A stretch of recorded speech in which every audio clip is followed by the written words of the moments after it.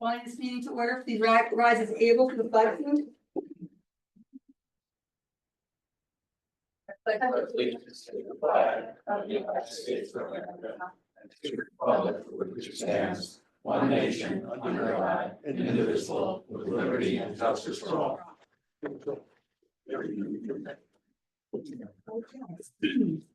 This meeting is called pursuant to the provisions of the Open Public Meetings Law. This meeting of March 10, 2025 was included in the list of news notice sent to the Hunter County Democrat for your news on January 6, 2025, posted on the bulletin board at Borough Hall on the date and has remained continuously posted as required. In addition, a copy of the notice is and has been available to the public and is on file in the office of the Borough Clerk. Can I have a roll call, please? Or Councilman Harris. Here. Councilwoman Engelhardt. Here. Councilwoman Tesoro. Here. Councilman Levitt. Here. Council Vice President Long. Here. Council President Parker. Here. Mayor Carroll. Here. Thank you. Starting off the proclamation as for March 2025 is the Developmental Disabilities Awareness Month. Council Vice President Wong, would you like to read it? Sure, thank you.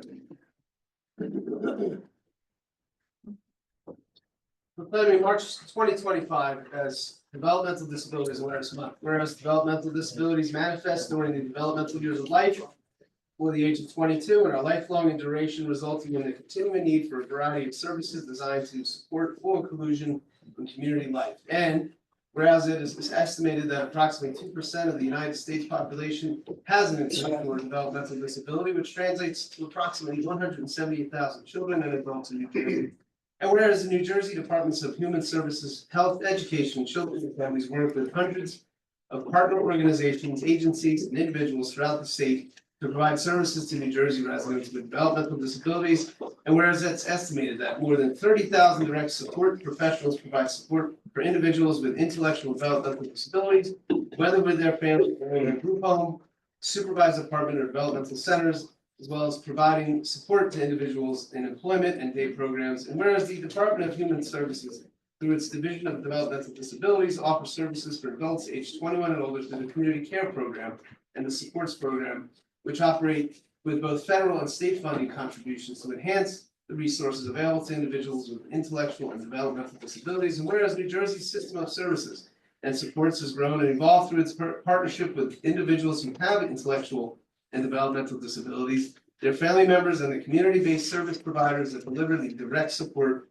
necessary for our state citizens with intellectual and developmental disabilities to thrive. And whereas the efforts of disability advocates, related professionals, and our New Jersey state legislatures and leadership continue to keep the needs of the disability community at the forefront of the state's concerns. And whereas our administration will advance initiatives to promote quality services and supports and increase community living and employment opportunities for adults with intellectual and developmental disabilities.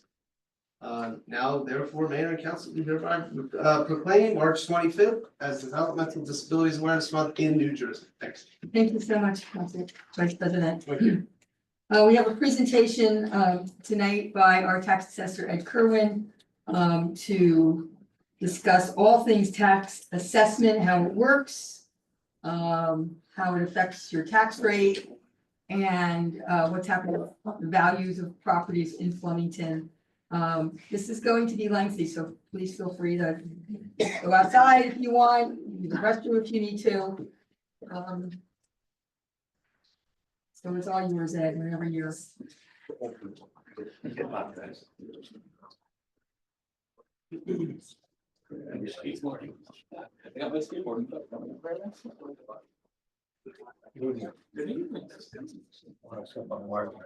you so much.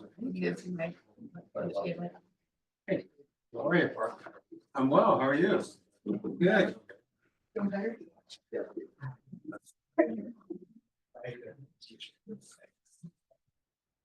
Just so the council knows, regardless of how long this goes tonight, Ed has a hard stop at 8:05 p.m. because we have to be in another municipality to do the same. In another county, not even in Hunter.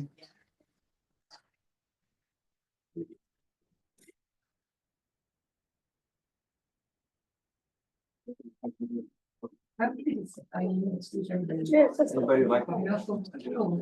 Thank you. Yes, I would, thank you.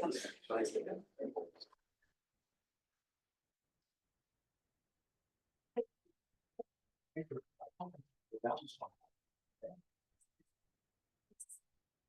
great that our CFO Bill Hanson is joining him, we have a dynamic duo, so.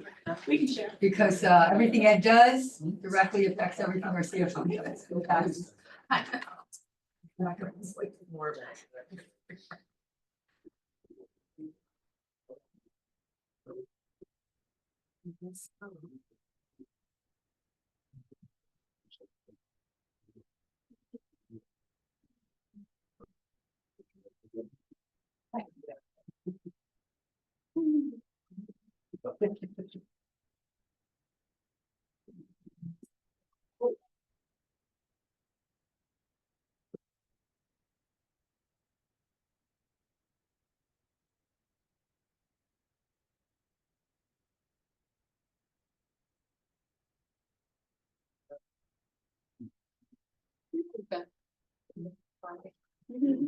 Well, I'll first start by. Like to introduce my assistant Nicole Izzo. We did a lot of the field inspections and you see her walking around town from home to home and doing inspections. Nicole is when working with me in Warren as and got her CTA about a year ago, 2 years? 2 years ago, wow, that went fast, 2 years ago. And she's also the assessor in West Amwell, Delaware and Stockton now, so. Thank you. Thank you. Make sure, Ed, that you use the microphone, because otherwise people who are zooming in can't hear. Yes, Mayor. Thank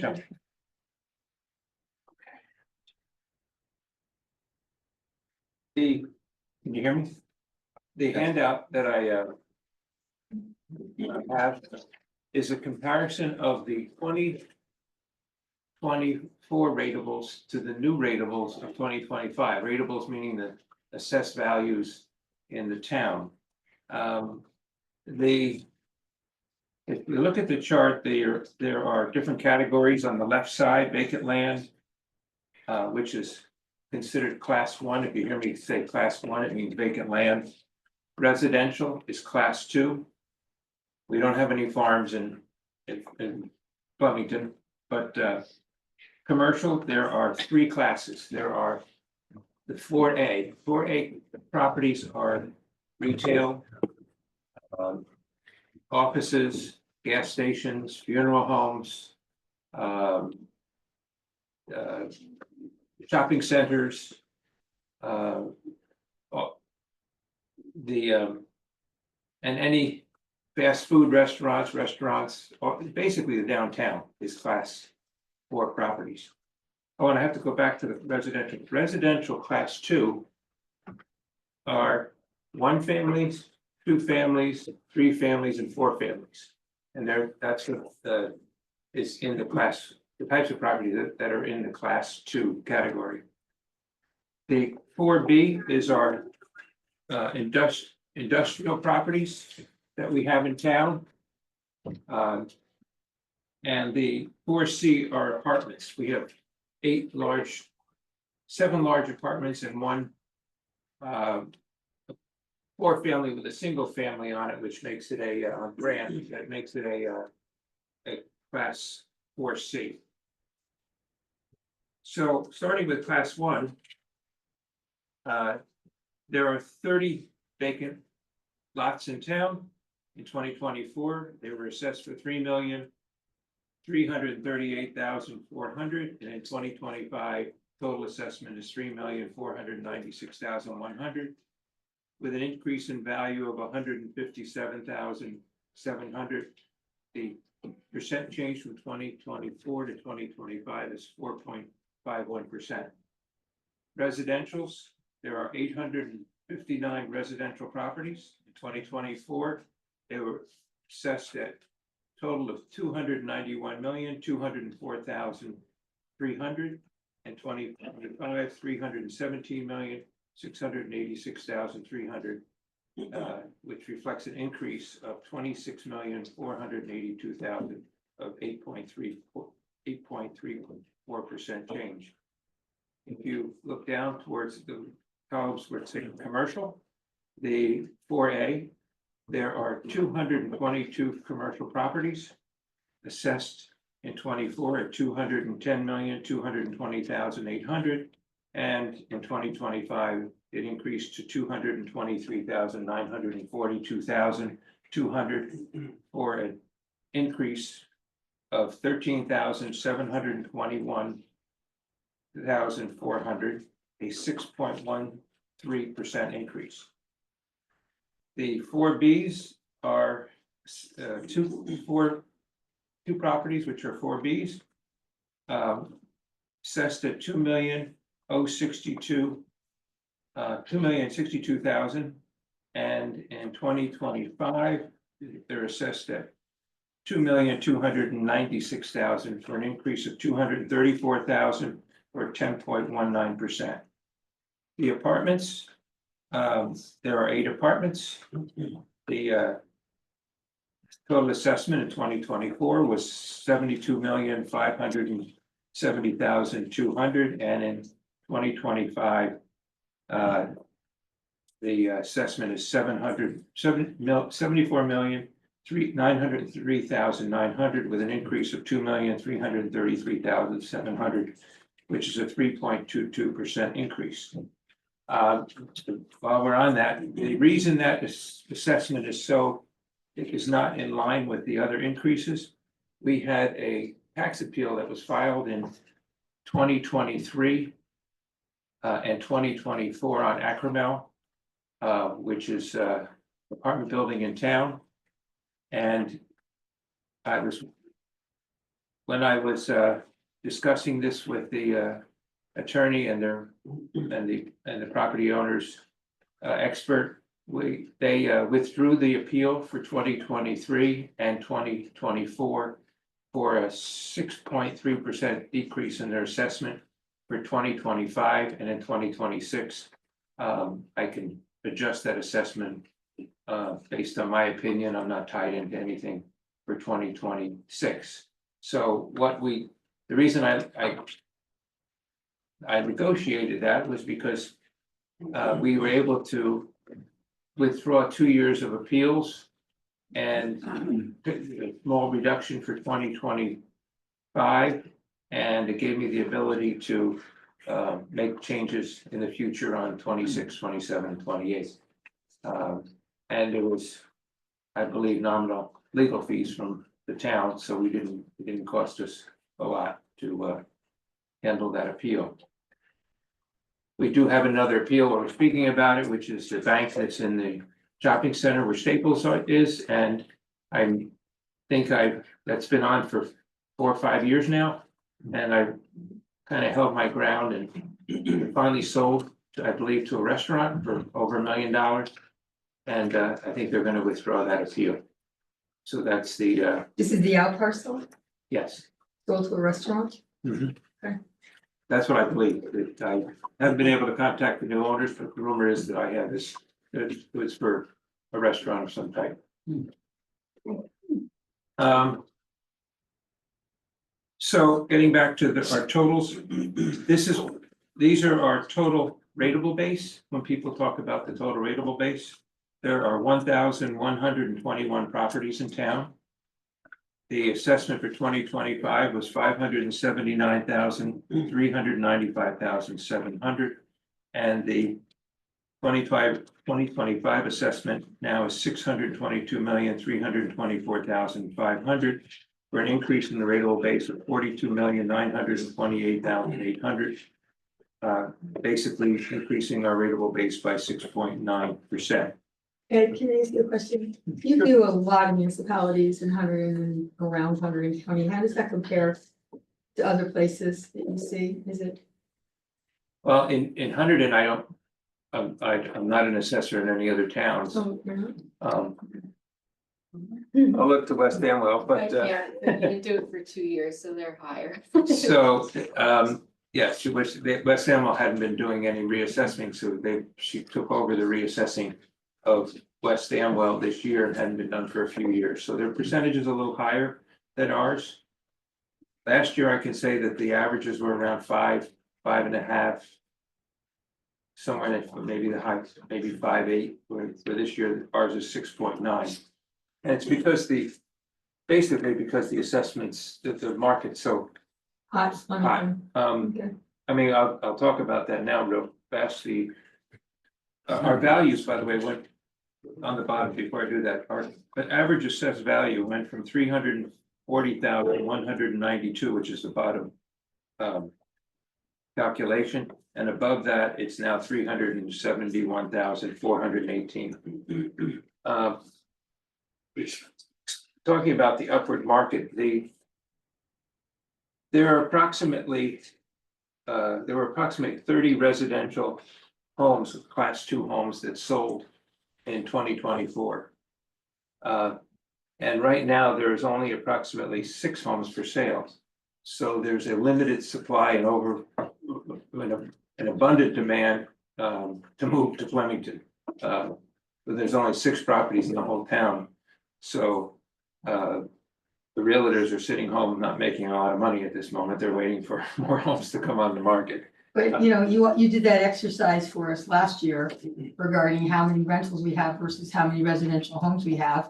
And we only have, I think it was 63% of all properties in the borough that are for people to live in are apartments. Mhm. And so we have like less than 40% of our homes here are single family homes. We don't have a lot of inventory Yeah. of single family homes. We have an overabundance of apartments.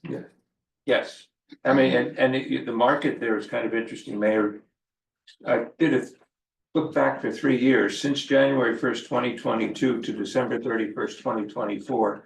In the commercial market, which is the class 4A in there, with retails and multifamilies and single and multifamilies over five, but they're mostly commercial properties that sold, stores, banks, those type of property, homes.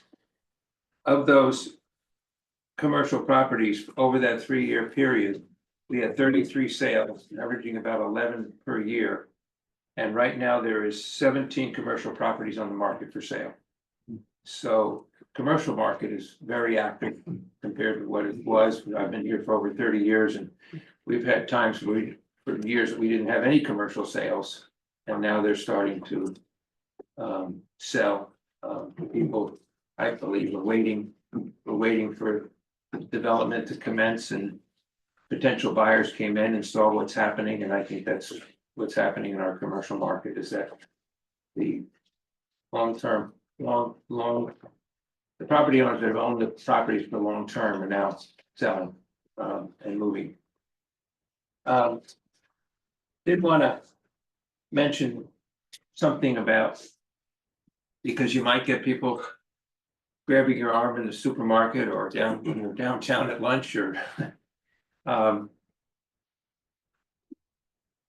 during Governor Christie's administration in 2018 and Governor Murphy's during his administration in 2021, the building permits, there were statutes that were written where building permits are not required for new roofs, new exterior siding, new windows, new kitchens and bathrooms, provided you don't remove the plumbing, etc. There's other things too, like flooring. You can put new flooring, hardwood floors down, or floors into tile floors. You don't need permits as long as you don't touch the plumbing, electrical part, of the home, furnaces, air conditioners, etc.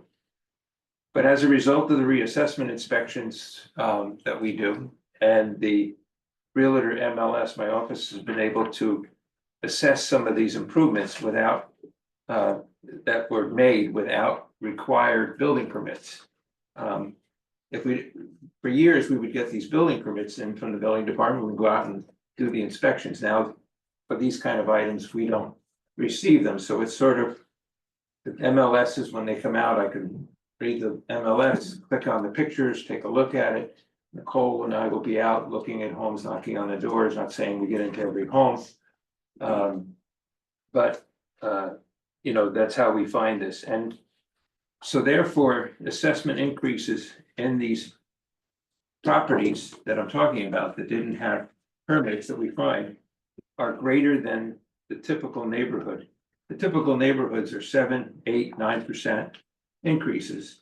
And some of these properties that we experience finding got as much as 35% increases. So there are going to be some people that are upset.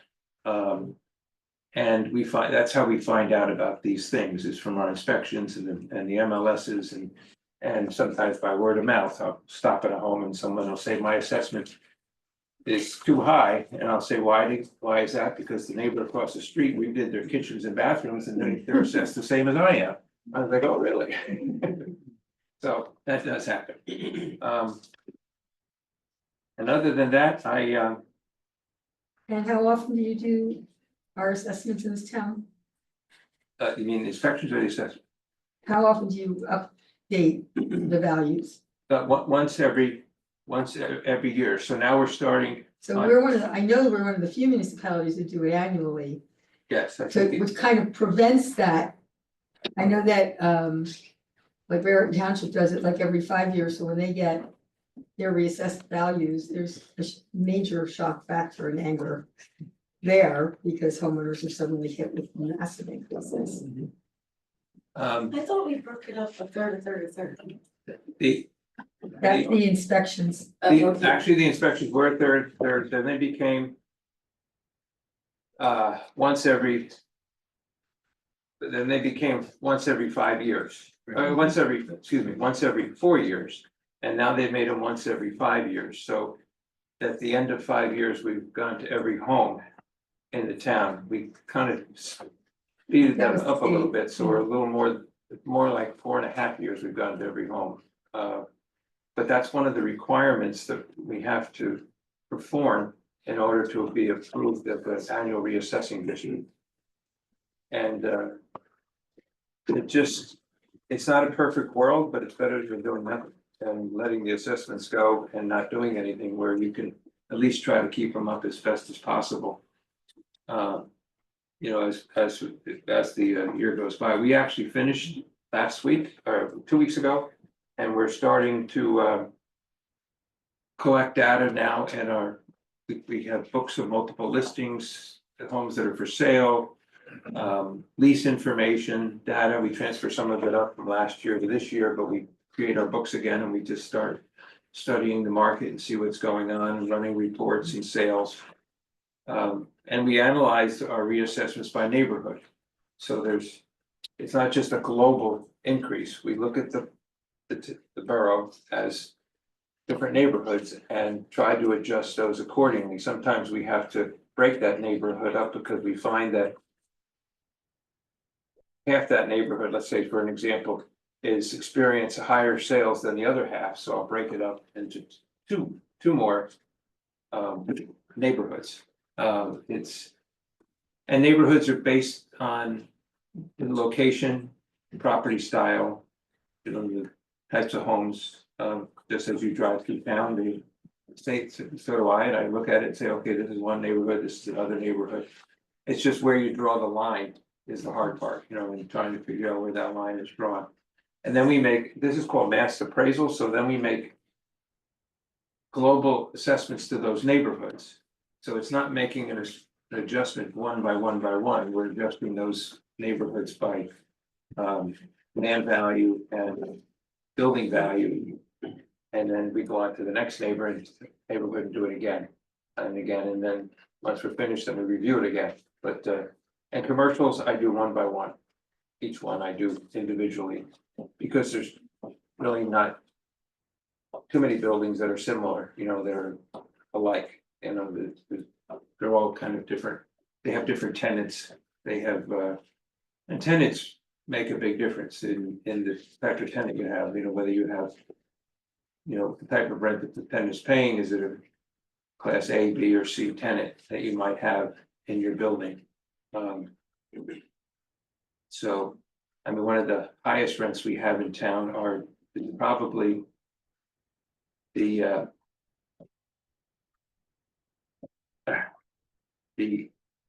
dental place on Route 31, and the City MD. City MD. I think they're paying $50 a square foot rent. Oh, That's high. That's higher than anywhere.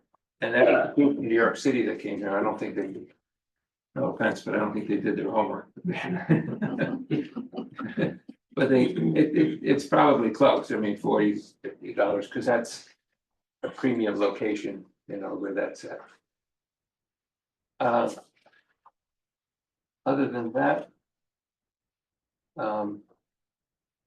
Oh, the two commercial, industrial properties, that you see on this list here, just, class 4B. Mechanical Precision and Jaja Global are the two, industrial properties we have in town. And then, of course, everyone knows that the class 4 building, apartments are properties like Flemington Arms, Hunterdon Hills, Flemington Gardens, Flemington Arms, Regional Court, Prospect, and Madison Arms are all our apartment buildings in town. And then there's one on a 26, can't read my own writing, Grant, where there's a 4-family and a single family. That's about it. Okay. Bill, you want to do like a brief explanation about how these valuations and tie into tax rates? Sure, so. Do you want me to get out the? Later. This is like the previous budget. So you'll see, on page like 8, you'll see the total, we take the total, budget, which our total budget this year is $8,767,000. And then you subtract out all the local revenues, which are things like court fees, which are earned on investments, construction, code fees, food licenses, all that kind of stuff. So you subtract all that out and that leaves what needs to be billed to taxes. So you take that amount divided by the total assessed value, which Ed gives us, and that's where you come up with the tax rate per 100,000 of assessed value. Nobody understand that? Okay.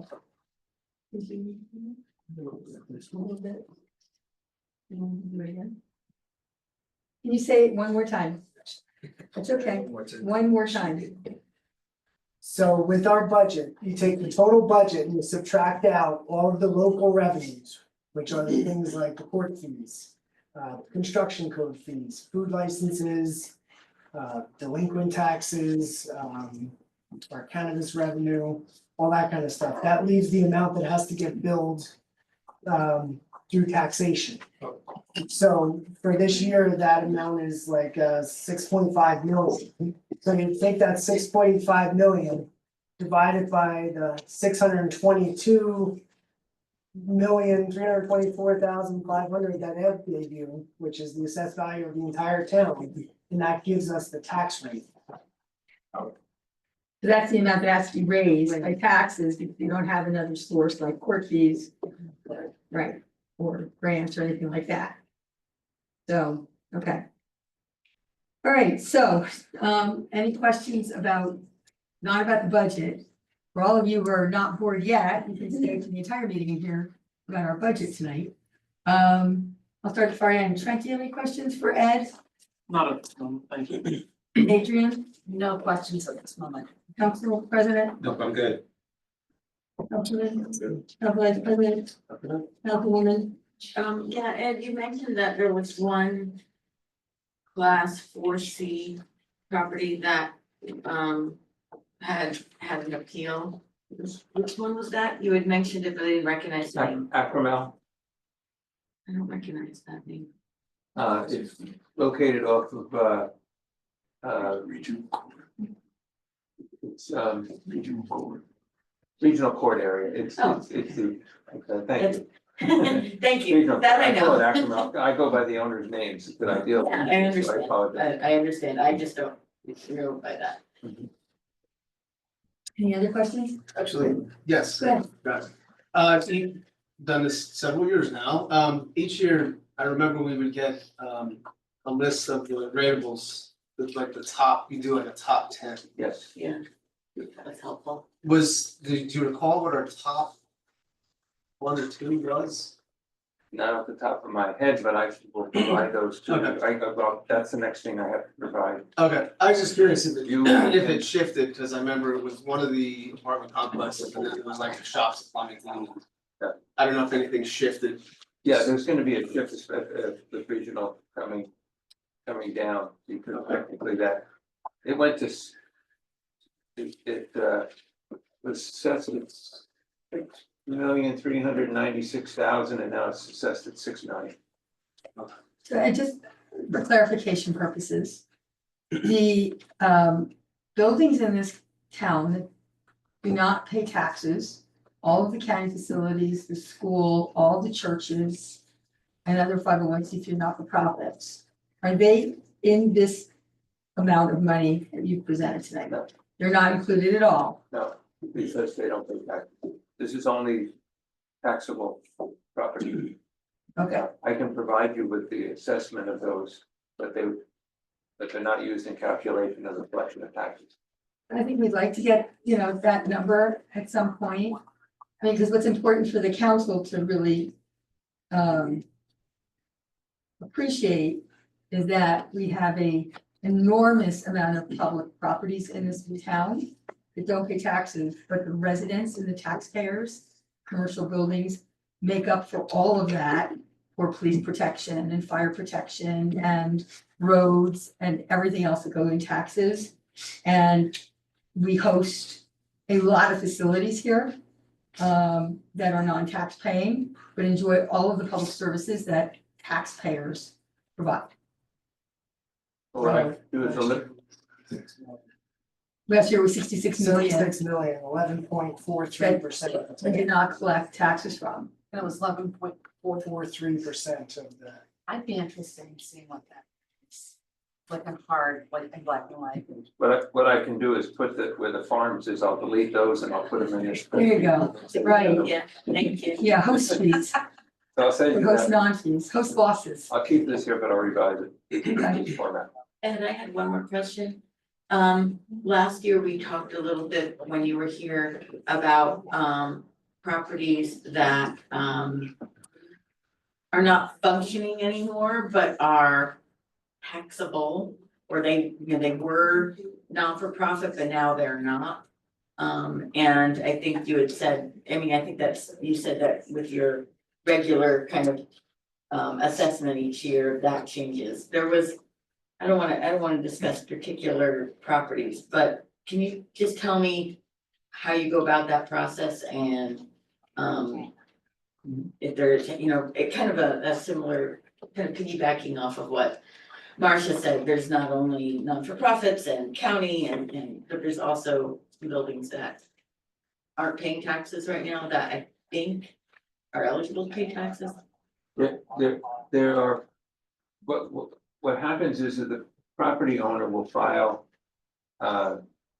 further statements and paperwork that shows that they're an exempt organization and that they qualify for an exemption on the property because they're nonprofit. Once we get that paperwork, it's indicates that first step, we may be making that class 15, and that's what you're gonna see on these exams. They're all different kinds of 15s, A, B, C, D, goes all the way down to GF, whatever. And we go out to look at them to make sure that they're, using the property, because if you don't use the property, you lose the exemption. Gotcha, okay. So We talked about that last year. If a property is open to the public, and it stops being used for public use, there's a flag that we it's a flag flying in over that property, and we're looking at it and saying that you have to go look at it. Now, some of these properties are used for exempt uses, but in a different way to the public. They could be doing a service within the four walls and then providing something outside the building, such as, and I'm picking, this isn't who I'm picking on or anyone, but as an example, Meals on Wheels. The food could be made somewhere, which is where the exemption is, and then delivered to a, to the people that are given, delivered to each of the homes. It varies with the, what they're using, and that's hard to,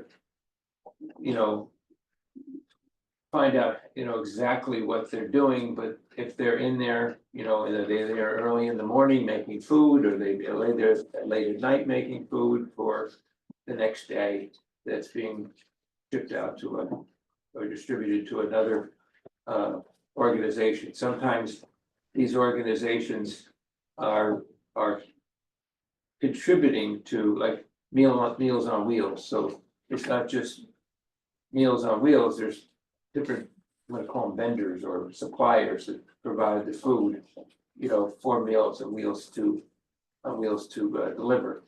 So those are the kind of things that make it difficult, but if you go to an exempt property and you see that it's up and running and there's buildings being used and there's individuals in there during the day, it's kind of an easy decision to make, they'll qualify for that because their paperwork is basically telling us they're a 501c, it's just what the buildings are being used for. Are there a lot of properties in town that are exempt but not being used?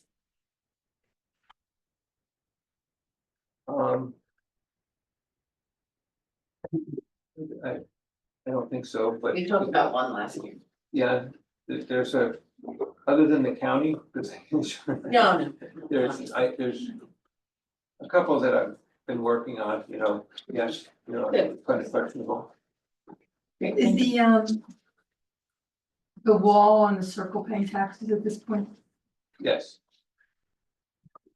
You mean what's incomplete? It is paying, okay. Any other questions? Just for fun, is the wall considered vacant or commercial? commercial. It's commercial because it's technically supposed to be a display wall, even though it's a vacant display wall. It's like having an empty office building. It's no different. It's still an office building, but this is still a commercial piece. It's just not being utilized right now. Good question. And we're losing that money and we're losing the ability to tax them on there. No, we're not taxing them. No, but what about, but as a business, wouldn't they also pay taxes on like the advertisements they're selling? Not to us. No, that's not. That's not really. It's not like when you buy a pack of gum, you have to pay the 5 cents. They have to pay to the Well, state, but not to us. Right, but we don't get any of that. No, it's, they would pay a business tax, like for as if you owned a store or. Yeah, Um, but we don't get that either. we just get the real estate taxes, Yeah. but we only get a portion of the real estate taxes, because we have to share it with the schools and the counties, we don't get a portion of it. Okay. There's a couple other businesses as well in town. There are questions on, but we can talk about that at a business overall. I can send you an email about a couple questions there. Okay, Any other questions? At all, before it goes, because when we do the budget, you're just gonna have Bill here, you won't have that too. Go back and forth and type these in. that's okay, these are the smart guys. All right, if anybody has a question on their tax assessments in Flemington Borough, while it's here, you need a quick person to Did the ask. Union Hotel get a tax break? And the pardon, Do they get a tax break? yeah, are they taxed? Well, they are taxed, but it is going into a pilot program. And so they're taxed for the land value. Not all the When they residents started. that are in the store schools. Well, apartment residents generally don't pay taxes, they pay it in their rent, so they'll be paying their payment in lieu of taxes inside their But rent. the owner will be. We'll be paying a payment in lieu of taxes. But he's on a pilot program, so he has a reduced tax rate. Basically, the reduction, it's a formula, but yes, I mean, yeah, there's, he will be paying less, but he also won't be paying like school taxes, there won't be a lot of kids in the building, whatever, so. They're all at least 2 bedrooms, so. Yeah. Also doesn't pay for You, coverage. you see this more and more, and I don't mean to bring it up in another town, but I work also in Warren Township, and we probably have 6 pilot programs going on at one time. And it's just something that it's become popular. You used to see it in suburban areas and rural areas where you would just see it in places like Patterson and New Brunswick, and now it's come out to this way. And basically the town in Warren keeps all the money except for 5% of the money collected goes to the county. And nothing goes to the school. Which is something that's gonna be discussed later on in the state, because those pilot programs have become very, very popular. And what it does is it's like if you have an apartment building, it's based on the answer to your question. If you have an apartment building, you pay based on the income. You get a percentage of the income in Warren. So say it's a 15% or 10% of the income that comes in. And that's what the town gets, and then they have to share 5 of it with the county. Those are like apartment rents, and then there's other types of. They even have them on single family homes. Well, with so few inventory of places to live in the borough. Mhm. I don't know, I'm seeing the writing on the wall that people will be moving in there with children. So, Yeah. And then you have that development in Liberty Village, which is like 123 homes. That's going to. But it's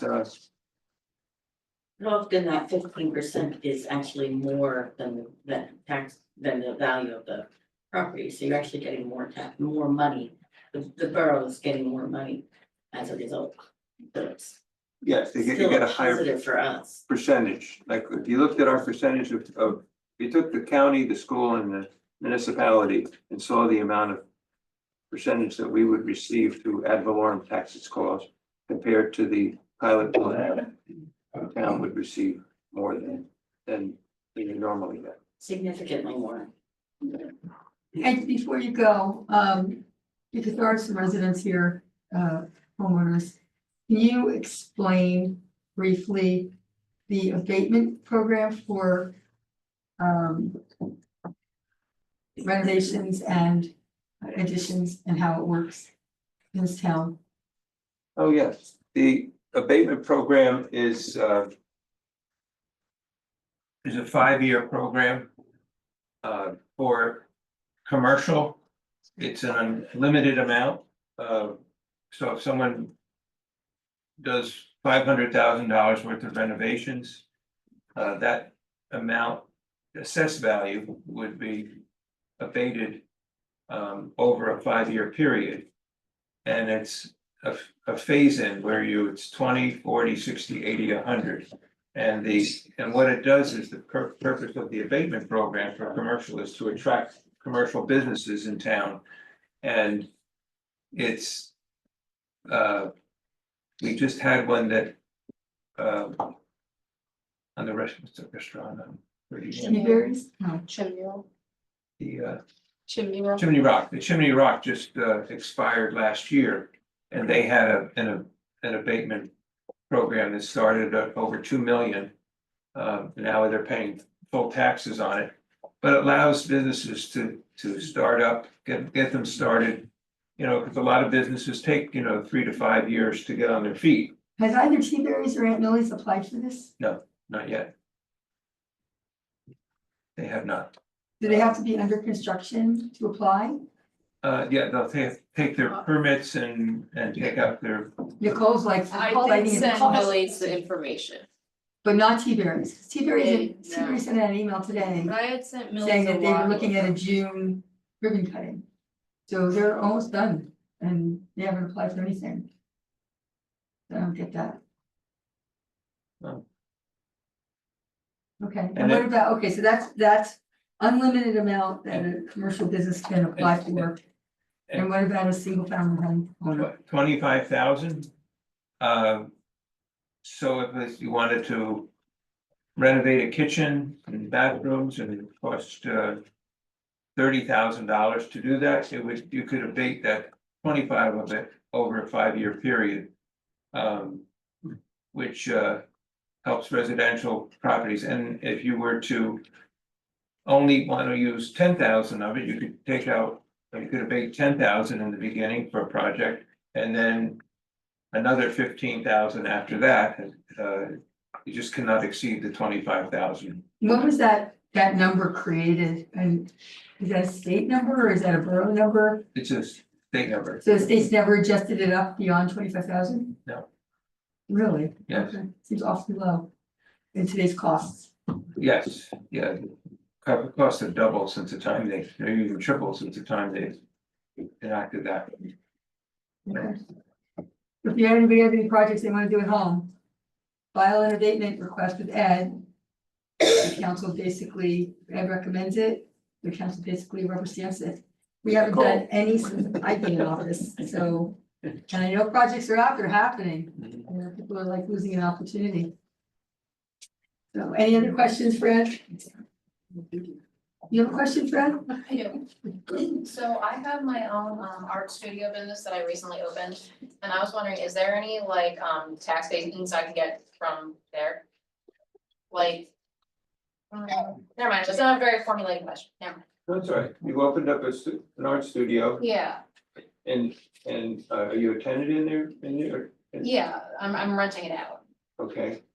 You're renting from the landlord, right? yeah, Your question, is there any kind of, well, the taxes are paid by the landlord Okay. or controlled by the landlord, I should say, whether you pay them or he pays them, I don't know what your lease says.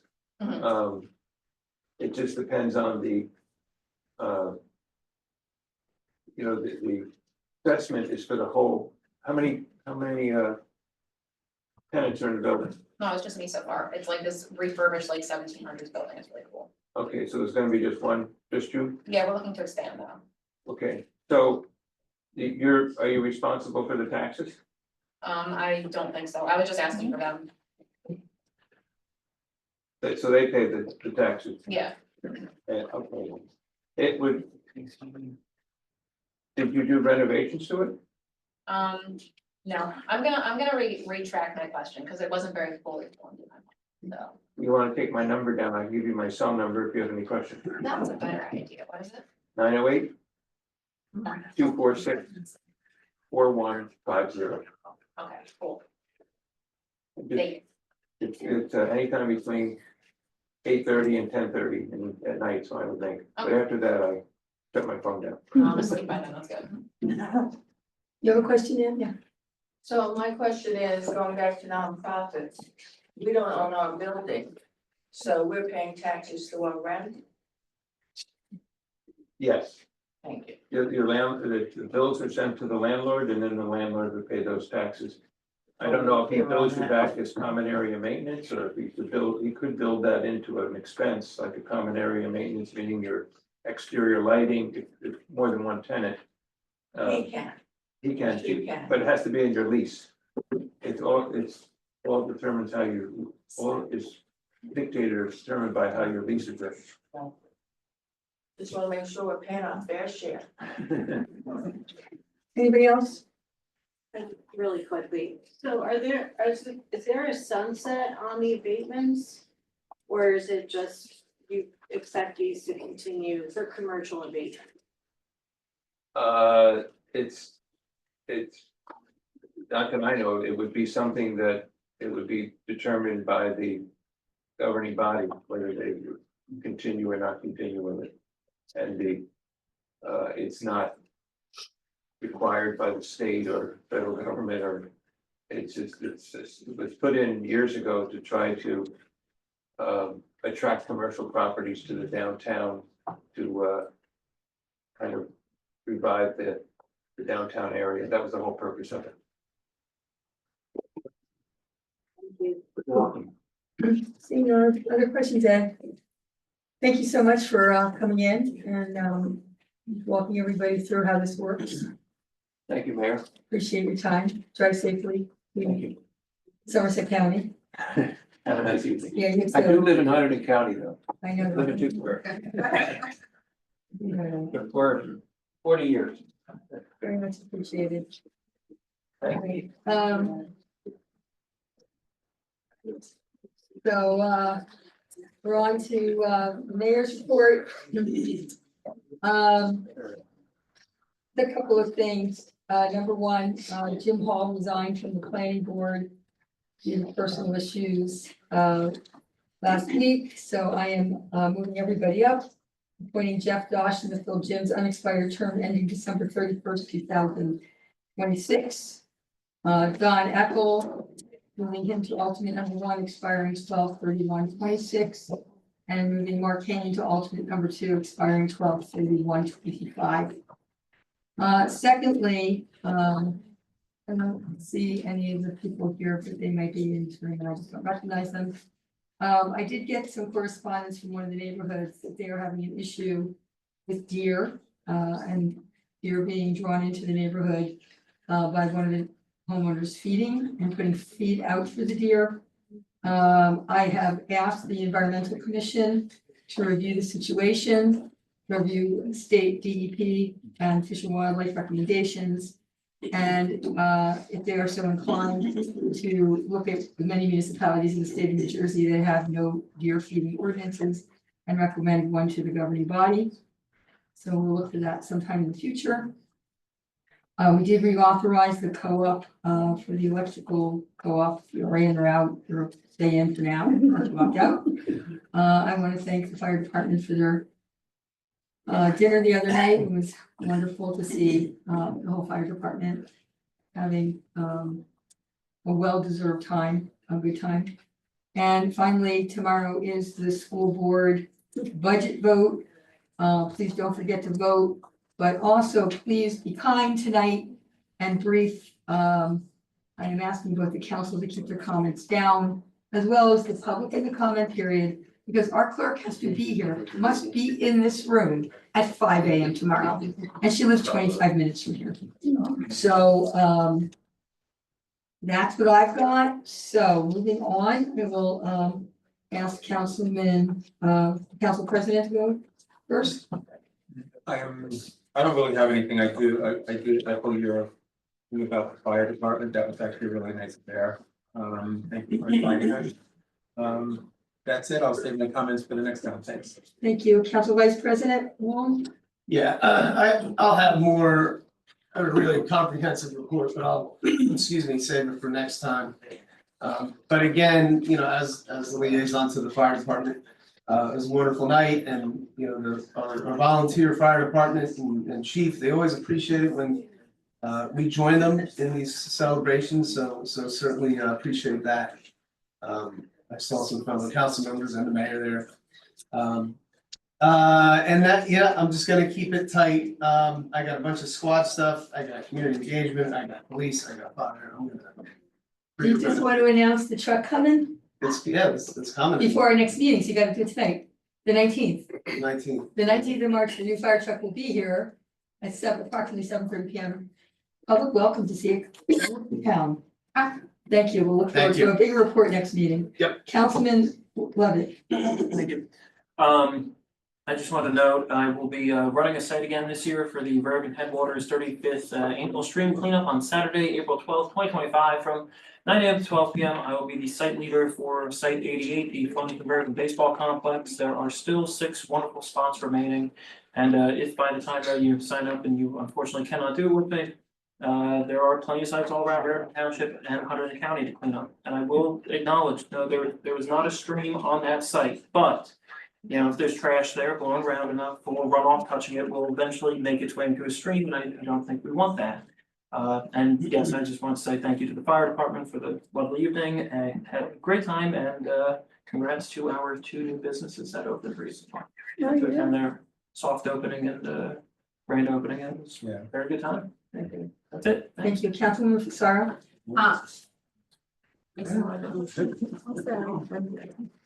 The library will be reopening, okay? In the midst of ongoing construction, the library will be reopening, I'm saying this a second time, after we receive an all clear from the Environmental Air Quality Testing Organization, which we've engaged. This delay has been out of concerns for the safety of staff and patrons. And one final thing, it was paid for with a bequest. It was not paid through taxpayer dollars. I've seen a little bit of chatter around the town. And the air quality was not mold, it was not asbestos, it was concrete dust. Concrete dust. Concrete dust. And then the other thing, tomorrow evening, the planning board meeting was initially going to be moved to next Tuesday. It was being moved for the election, which will take place here. But the March 18th meeting has been canceled as well, so our next planning board meeting will be March 24th. That's it. Thank you, Councilwoman Engelhardt. I just got a couple of quick things. You, myself, and Adrian have the parking committee this Thursday. I wanted to acknowledge Women's History Month is the month of March, and I'm gonna give a shout out to all the women-owned businesses in town. A lot of hardworking women out there, and really appreciate that you've invested your hard-earned money in Flemington. And then finally, you've got a very quick code enforcement report for February. There were in February 12 cases of property maintenance, 11 code enforcement cases. There was no liens. There were 2 OPA requests and 1 summons issued in the month of February. So the year to date is 16, 13, 2 and 3 of those same items. And that's all I have. Thank you. Councilman Ryan.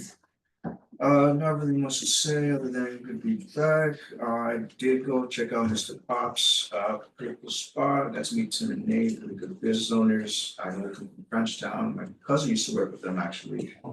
People guys. I did want to go to the group shop, but I did have to work all day and I didn't get the chance to go to the fire department dinner because work, but other than that, I don't really got much to say, but yeah.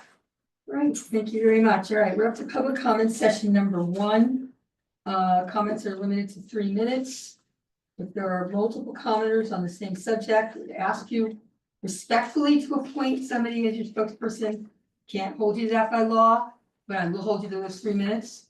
So anybody who has anything that is not on the agenda, if you are here for a public hearing, please save your comments for that public hearing, otherwise it will not be part of that public hearing record. So. You're looking for your lease, I can already tell. No, I No? don't want to Okay. follow, but good to see the council I again. need your name for the record Sure. and your address, please. Michael Coons, 36 Honeyman Drive, Raritan Township. You had some excitement over the weekend. Flemington Raritan Baseball, President Brian Flandreau, Vice President here as well. Yeah, we lost in the storm, we lost the light, came down. Thankfully, nobody was there and on the field, but definitely caused a good bit of damage. But we wanted to just come back and we were here in February, I believe, of 24, and we spoke to the council and mayor. And we just wanted to see if we have any updates and any thoughts on next steps, if you need anything from us. We did share the lease at the time. I don't think there's gonna be an issue getting you a new lease. I think it's just a matter of getting it sort of more up to date. Understood. You know, I don't think you have anything to worry about. Well, yeah, understood, and I think for us, we spent $30,000 at the facility last year, we probably will spend over 50 this year. There's obviously some concerns, as you know, we're, not for profit, this is out of our pocket, so. I think there's some concern from our board that generally just wants to make sure that we do have some longevity there if we're gonna continue to invest in the property. And obviously there was I believe by resolution, it could be passed for an extension of 25 years. If that the other lease, you could get an extender, a longer lease, I'm sorry. So we just wanted to follow back up and we can continue to come. We also wanted to invite you all to opening day, which will be April 5th. You're never asking me to throw out a first ball again, right? Ever. I will, absolutely, Ever. absolutely. I throw like a girl. So when is it, April 5th? April 5th, I've lost my arm. 10 It's o'clock. pretty good. Well, 9:45, 10 o'clock. We'll start the parade and then first pitch will be around 10:50.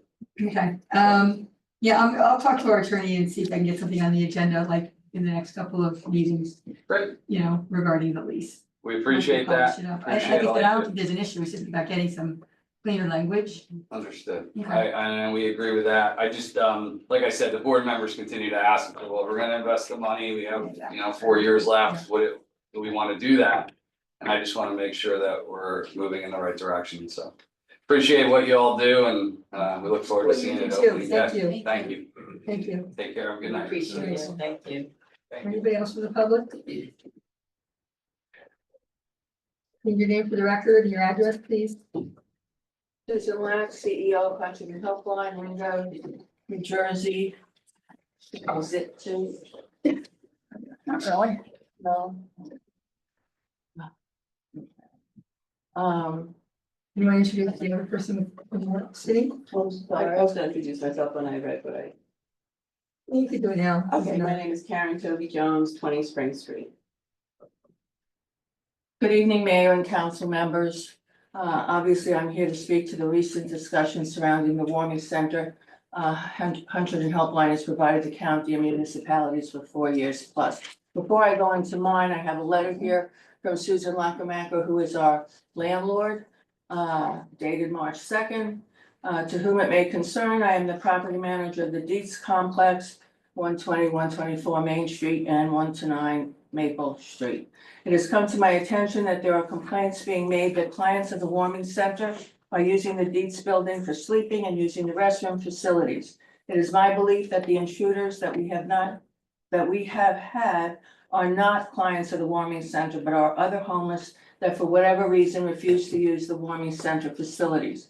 I truly feel that if the center was open more often as a safe place for them to use facilities and clean up, that the problem Flemington Borough is currently having would be greatly improved. Do I have to give this letter to anybody or? Sorry, forgot you were injured. I just want to set the record straight, given some things that had been said regarding this issue. While I appreciate Council Member Parker's admission that he had come to the center for a tour, he came 2 years ago, as did Council Member Long. I was and am referring to the invitation I sent to the council members and the mayor during the last year and a half. The tour we give is very specific as far as the history of Code Blue, how it was handled prior to the state legislation, and the history of the county's warming centers. At no time is it not clear our facility is a temporary emergency center for people to stay overnight and sometimes longer if a Code Blue of freezing temperatures is called by OEM and Mother Nature. Part of our services at the center include referrals to various programs, some ours, some other government and nonprofit resources, while they are at the center. We are required by contract each month to provide a count of referrals for each day's guests. We help, therefore, with whatever we can to get the guests off the street and on a trajectory towards success with employment and housing assistance. At the very least, we can direct them to getting SNAP. Hunter and Helpline has offered such services to the county for 56 years, 24/7. Given funding and other impediments, we still manage to end homelessness one person at a time. It has been said over and over, we have never before in 4 years been given a citation or zoning infraction. And still have, I correct this, and Please wrap it today, up, you're at your 3 minutes. I'm sorry. You're at your 3 minutes, please wrap it up. Okay, and still have nothing in writing, well, we did get our writing, we did get our violation today, thank you. While building out the facility to make handicap accessible, before the center was even open. At that time, the landlord was cited by the fire marshal and the state fire marshal said everything was fine. We are in the business district and fall into categories that permit us to operate. Most warming centers are in fact in the office buildings Wax, please wrap because it they up. are of a temporary and emergent nature. Ms. Jones, you have 3 minutes. Okay. So this is a continuation of what Mrs. Fox was saying, so they're in the business district of Bournemouth, okay.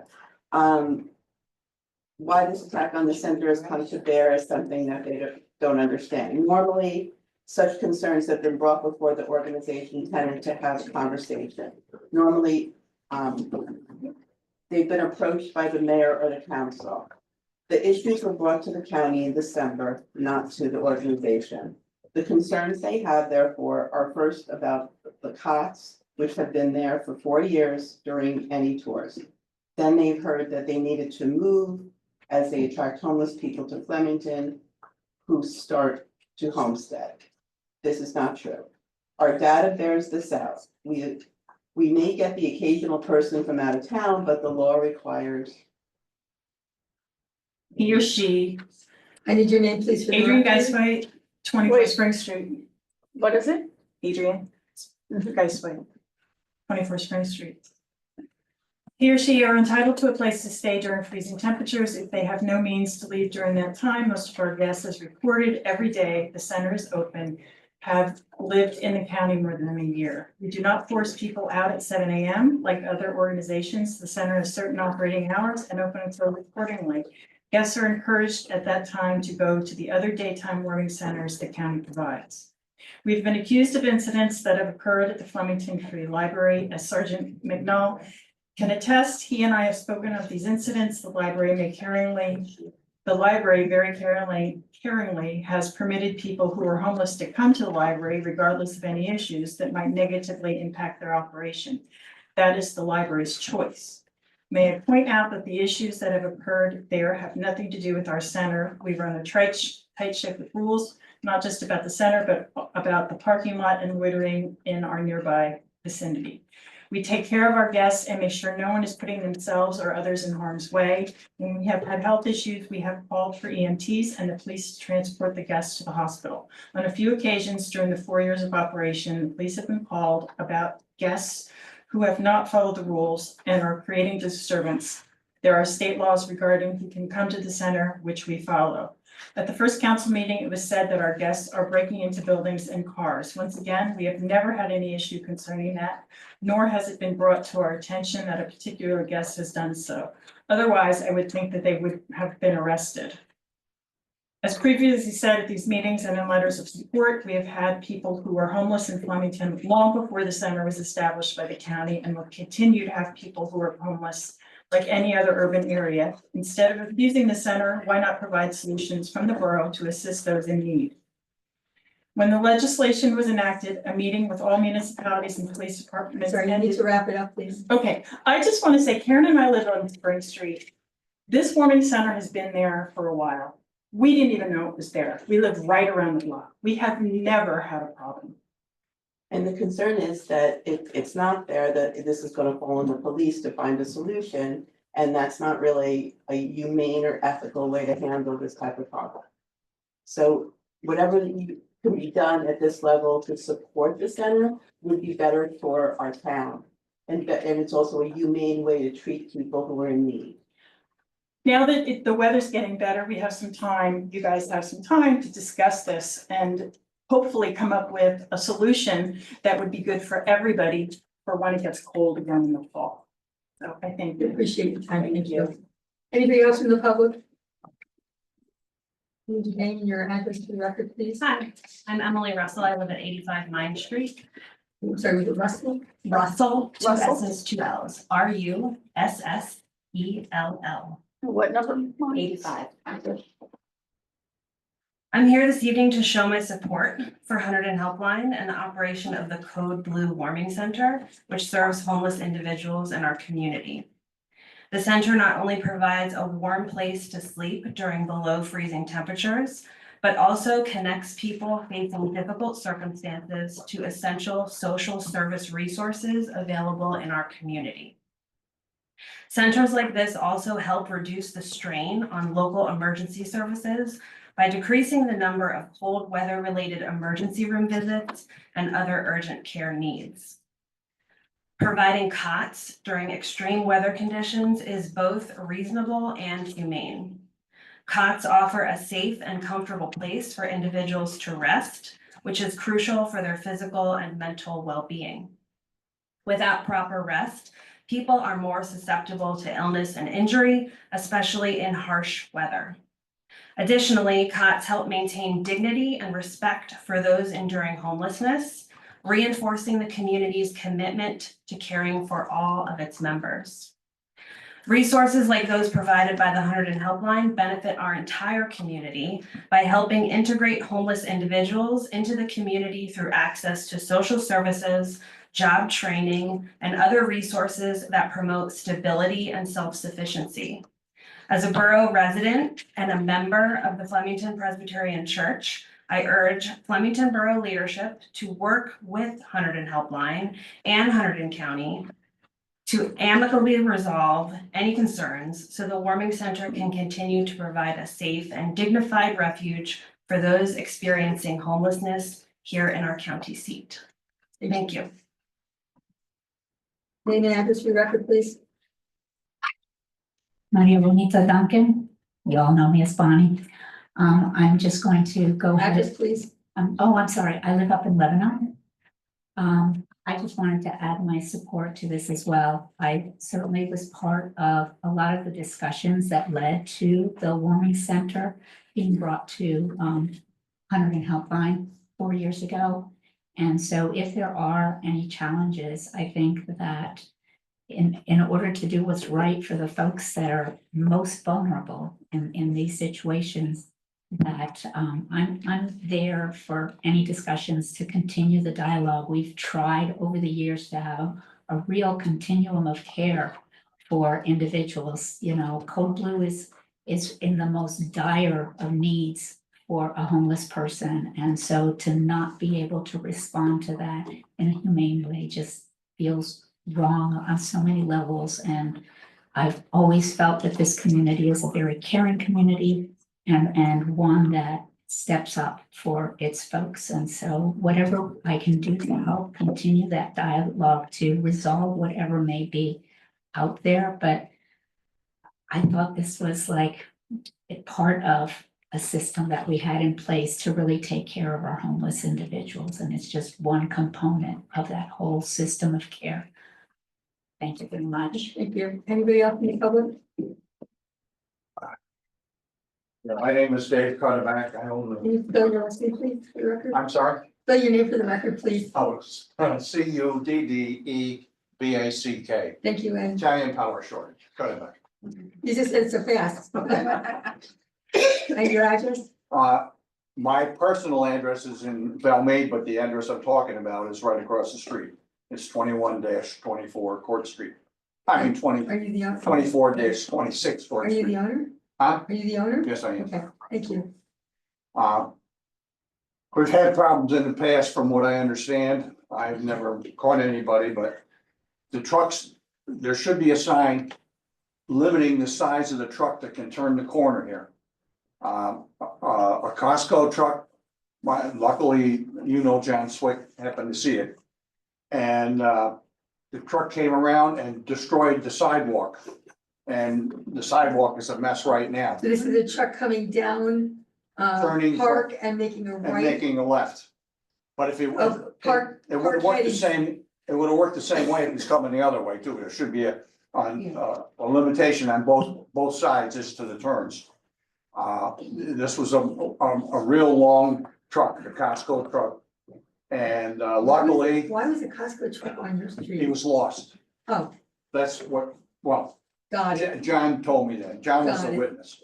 Anyway, the sidewalk in front there is really wrecked, and I'm going after Costco. Luckily, I had John as a witness, and also one of my tenants over there happened to see the truck go away. She heard it. She thought it hit her car, but This is- it didn't. So it was the sidewalk over on the Park side that got, No, On the your short side. side, yeah, all right, right in front of the house. all right. And there's about 4 big sections that are all. Sergeant McNally's making a note of this Messed up. right now, take a look tomorrow and do a police report. Thank you Yeah. for work. But anyway, I've been chasing down Costco, but it's very complicated because they have about 4 different places you have to go through. In fact, I just got a call from California today. Regarding the thing, so, and, you know, they're trying to, I think they're trying to help us, but on the other hand, it's my understanding and according to John, Schleck, that there have been other incidences that have happened there, including one that broke a pipe or something, I don't know, years ago, but they can't let those big trucks turn that corner, it's ridiculous. Okay, Oh, so. and that was the other thing, he said, when he saw it, he said that the trailer, there's a light light post there, missed it by that much. So the sergeant will follow up with one of the police officers for sure. Okay, As Councilwoman Engelhardt said, we have a parking committee, which does a lot more than just parking. On Thursday, we'll have our traffic engineer take a look at the area on how we can sign and limit. okay. Yeah, but I mean, it's a very dangerous corner, it really is. I mean, it's okay for a normal size car or whatever, but Yeah, but those long trucks. Is it your sidewalk that's broken, sir? Yeah, it's right in front. What was your numbers, 24, 26? 24-26. Yeah. It's on the corner there. Yellow house. okay, Okay. we'll definitely look at it. All right, for thank sure. you. Thanks for coming. Anybody else from the public? Hi, Josephine Kestenbaum, Can you please spell your last name? Kestenbaum. Please, 6 Nevius Drive, Flemington. 60 what? 6 Nevius, Nevius Drive, Flemington. Is that Flemington or Raritan Township? Raritan Township. Thank you. You're welcome. Sorry, I should have jumped in earlier, but just want to say I support the work of our local warming center and hope that a resolution can be found to keep it in town. I am a volunteer at Family Promise of Huntington County and a congregant at the Flemington Jewish Community Center, and I was sent as a representative by our clergy to just state that so many of us support this wonderful project. Okay, thank you. Anybody else from the public? Hi, my name is Heidi Marie, 2 names, last name Hesh, H-E-S-C-H, also known as Heidi Marie Hesh Savarese. Your address, please. I live in Clinton Township. And I am an employee of the Flemington Free Public Library. I'm not, I don't know what you would call me, so I'm not a resident, but I've worked at the library for almost 11 years. Yeah, you are a loyal, wonderful, cherished member of the family. Well, I appreciate that because I do think it's a family and I love the Borough of Flemington, so that's probably gonna be the next place that I live as I downsize from my in Clinton Township. As a person who loves the library, and I've been involved in the library not only for 11 years, but also on the formation of the Friends Committee. I was on the years. I was on the Media Tech Committee for 9 years, and I functioned with the board of directors as secretary. I came here because I was concerned about, and I wanted to show support for the Huntington Helpline and the Warming Center. I've seen things through the years, and I would say that our library has been supportive of those that are unhoused in the neighborhood that are Huntington County residents, as the last resident on record for last year. And they are very good as long as you make clear the rules of conduct within the library of following those rules. They are very supportive. Several of them have actually asked to volunteer. And so they want to and they will even come and help rearrange books on the free shelves just to make the place better. They come in and they look for work on the computers. They ask for help where they might not be able to get the social service help all day long. And I would help them on the computers to try to find housing and to find work. And some have even come back now housed and working in the community to show their appreciation and gratitude for what we were able to do for them and help them to do in order to become functioning members of the community in general. And I want to say I was there when there were some issues, but this was years ago. And one thing I can say about that issue at hand was that there was one person who had problems with not being able to understand when he needed to use the bathroom, which caused issues with our chairs. But I can tell you one thing, that person didn't have malice and wasn't doing it intentionally. He was a sick individual who had medical problems, who subsequently died not too long after that incident. And we have a lot of medical people who come in aged, disabled, impaired, etc. Drug addicted, not drug addicted. You can see when they come to the desk that they might have issues. We're there. We're trained to be considerate and cognizant of their needs, and also to be able to keep things in line within a certain set of parameters. So I see a benefit to having. Yes, I need you to wrap it up, please. Thank you. That's it. Thank you very much for You're coming. welcome. And I appreciate that it's been there, and I really like working. We like having you, Larry. Thank you. Anybody else from the public?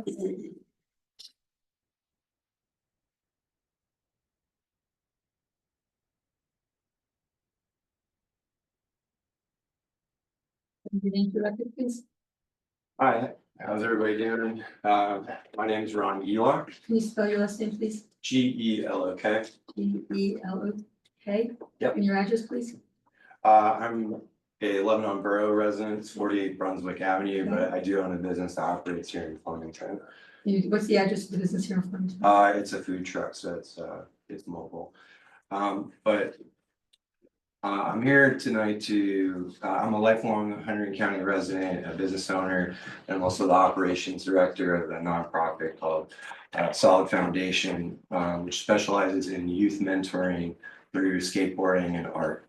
And I'm here tonight to advocate and ask the council to consider the creation of a free public concrete skate park to serve as an inclusive and safe place for our youth to gather. Or at least get ourselves on the agenda for a future council meeting or discussion.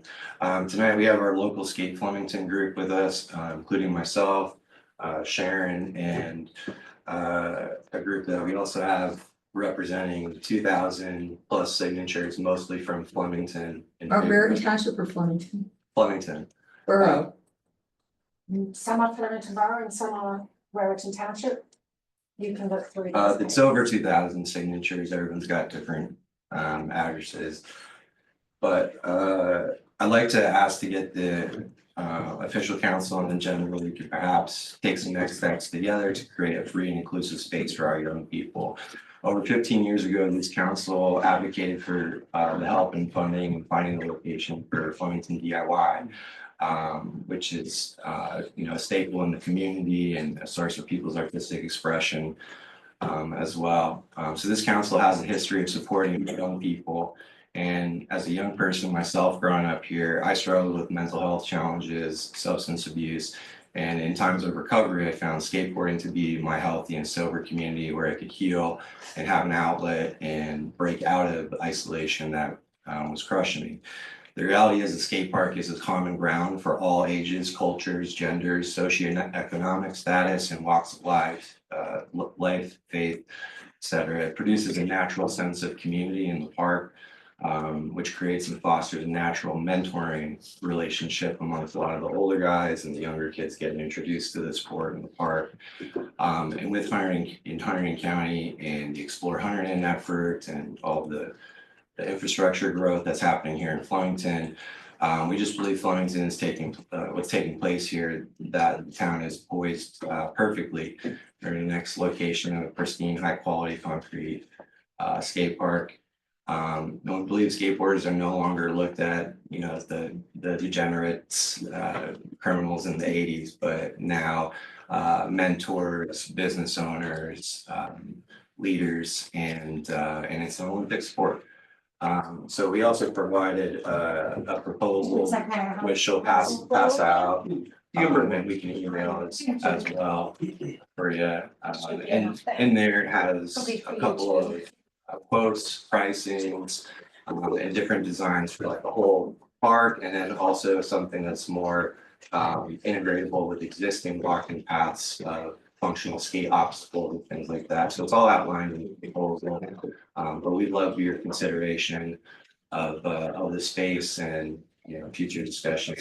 So before we go much further, Ms. Ivanuska, you want to spell your name for the record? For Ivanauskas, Ivanauskasas.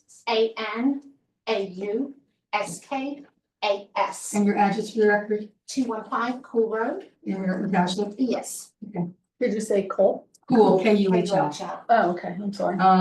So Ms. Ivanuska did write to the council in 2023, April 26th, 2023.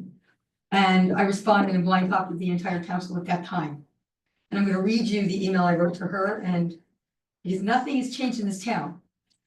Is this still the period for open public comment? It is, but before you asked us to, you asked me to put you on the agenda for future discussion. Yeah. So Yeah. I'm willing to do that discussion right now. No, we're not asking for it right now. I'm willing to do it right now. I don't wanna do it in the future, I wanna do it now, when everybody's here and everybody's We here. don't have everyone here though.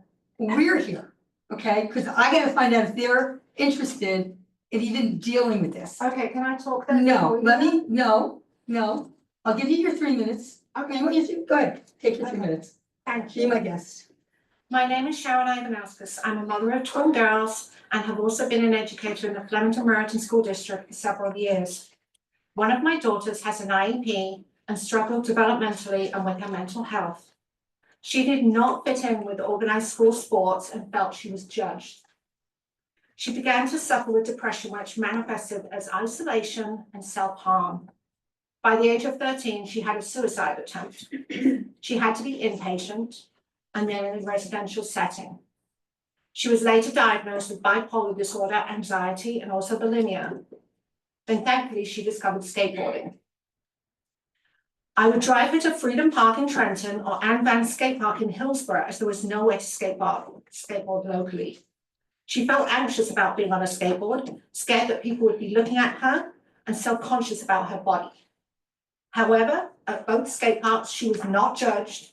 Quite the opposite, she was welcomed. And if other skateboarders saw her struggling, they would come over and help her. I remember the first time she went to one of the parks and she left telling me she had fun with her friends at the park. She had gone alone with apprehension. She had left with a smile and friends. The youth and families of Flemington need this. We have a borough of different individuals, different ages, races, ethnicities, and different income brackets.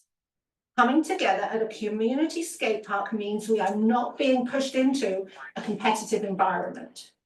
We can put aside the stress of school, home, or work. We can all be ourselves and make new friends too. Whether it is a young child helping an adult to balance on a skateboard, an elderly adult adding a child how fun it was to grow up with no stress talking to them, playing on the streets and kept making new friends, or two parents talking about the struggles of balancing a household with little money, mouths to feed, but now they have a place for their kids to play. Shared experiences become connections. We are all individuals, but coming together at a community skate park as a town will foster growth. Support fuels resilience. Together, we can achieve more than we can alone. Recognizing individuality and embracing our differences, this is what creates a stronger community and a stronger Flemington, where everyone has the opportunity to thrive. My daughter was given the gift of skateboarding and being accepted into the skateboarding community. I would like to have families of Flemington to have a community skate park, to have the opportunity to come together as a community and to help individuals be themselves and also be stronger with others. Thank you. We So had some other people that wanted to talk to. before we entertain this, because again, I asked for a spokesperson from any groups that were coming You out. said try to keep it in this, right? We've got more though. Well, that's fine, but before I continue this public comment period, and we'll continue it if I have to. This is what I wrote to you in 2023. Yeah, you can repeat that. The issue of creating a skate park in the borough would be difficult. We are a 1.5 square mile town, which is vastly developed, other than one small park. If you look at it on Google Earth, it looks big. It is not. It borders the YMCA property and it borders Raritan Township, Raritan School District. Perfect location. Yeah, carry on. But it's not our property. Our property is in floodplain. The DEP will not let us put in a concrete park. All those woods with those passive beautiful trails that are highly used by the residents of this borough, all of them would have to be eliminated. Because, and the DEP would let us do it anyway, because you want to put in impervious coverage and remove a floodplain. Let me just continue what I wrote to you, because you clearly didn't read my email 2 years ago. Tuckamarka is located off of Benell Street, which has very limited parking, is in a residential neighborhood. Minebrook Park is owned by Raritan Township, and the park in Court Street is owned by Hunterdon County. The school district holds property around the school, and the large parcel of land behind Shields Avenue is owned by the Hunterdon Land Trust and is also in Raritan Township. Consequently, I don't believe the borough has the land to place a skate park. The idea, and I'm gonna now go off my email, I'm gonna thank you for saying you want the borough, the taxpayers to pay for the borough should It's actually not. build a high quality concrete countywide skateboard park for the county's use, because we're the county seat, or whatever you're thinking, but you know, I continue saying, perhaps you should speak with Hunterdon County or your elected officials in Raritan Township, both of which own much more land than the borough of Flemington. The county owns vast properties of parkland. Raritan Township owns at least 4 large parks. They have many more rateables and many more citizens to not only eat the cost of building this, but the liability insurance for having this park. So you can say no, but it's really up to the council to decide whether they want to take a piece of our one small park that we own and turn it into a county-wide skateboard park versus a municipal park for municipal residents that has a small pavilion, a small potluck, a community garden, and walking trails, and a volleyball court, which could be something in the future, like a soccer field. So municipal parks, just so you understand, municipal parks are supposed to be used for municipal use, not county-wide use. That is not their definition, and in good sound. Talking about county-wide use. I'm sorry, Mr. Gillock stated in his statement, the borough should build a high-quality concrete skateboard park for the county. I wrote it down. Mayor, I think what I'm asking for is another period for us to have a discussion, because your response right now seems rather hostile. Because I feel like I'm not aware of any letters. because I responded to Ms. Eagles-Skuska 2 years ago, and she has started a petition and she has started. This is extremely unprofessional. She has started a Facebook page, get people to come out to this very small borough. And if you would look at my proposals. I saw your there are proposal. Additional options that are not a giant county-wide skate park. $2 grant that we got. Nope, that is not. I stated this park recently was awarded $100,000. And you put that under the funding. I actually spoke to Councilman Trent, and I'm aware well that that money can't be used for anything to do with skateboarding and for the park. I just saying this is a great park. I love it. My in-laws live across the street from it. I take my daughter there. We don't care if it's Tucumaragan. We just need a skate park in the area. So that was like, here's a bullseye. We're trying to figure this out as our own. I'm here to say, can you help us provide recreational spaces for kids that are not in team sports? We just want to have a discussion. We just You're don't just have saying the no. land. We don't own anything other than Tuckamorgan Park. That's it. That's our only There's open different space in possibilities. this municipality besides the baseball field. So bouncing off what Mayor Carroll is saying. And I'm been saying this for like 10 years since I moved here. We are literally a 1.17 square mile borough.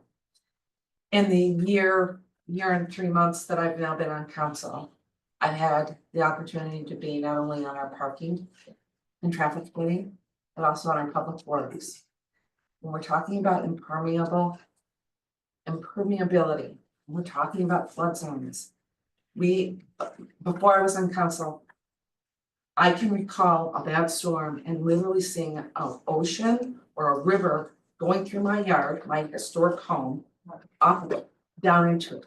There's no place else for the water to go. When you come to me and you show me something like this, in our very tiny borough, I'm thinking about all we're trying to fix.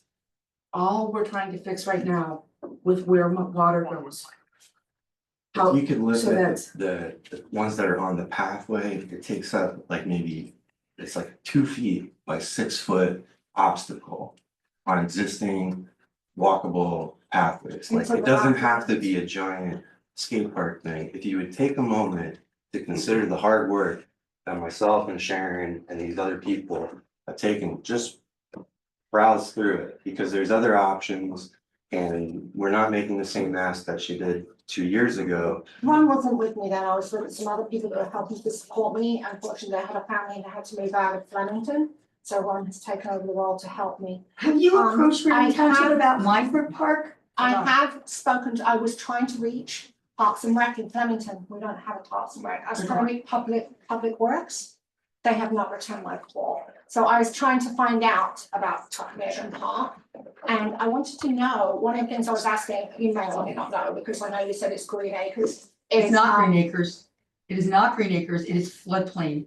It was Okay. not acquired through Green Acres. The sports field, is that currently being used? Because I have not seen it being used. The sports field is under other considerations for like to be redone. It's currently a volleyball court. But there are other The considerations for it. sports field at Megan Park? No, you're thinking, no, the soccer field is a soccer field and there was. There was a volleyball There field. was a volleyball court there, it's not anymore, but it certainly isn't. How long has it been since it was used as a soccer field? Because I haven't seen there's no markings, there's no goal. It's the money that you proposed in your, that's actually identified for Fixing it. soccer, fixing up the soccer field is already, that money's already been identified as to when we applied for the grant, we had to identify what we were doing. So this And is it good. has I been like- used in the last 5 years Can I for just sure. say I like this because Yeah. I couldn't get any answers from anyone. So that is going to be fixed up as a soccer field. Yes, Okay, and even though there's soccer clubs in the Flemington? Yes.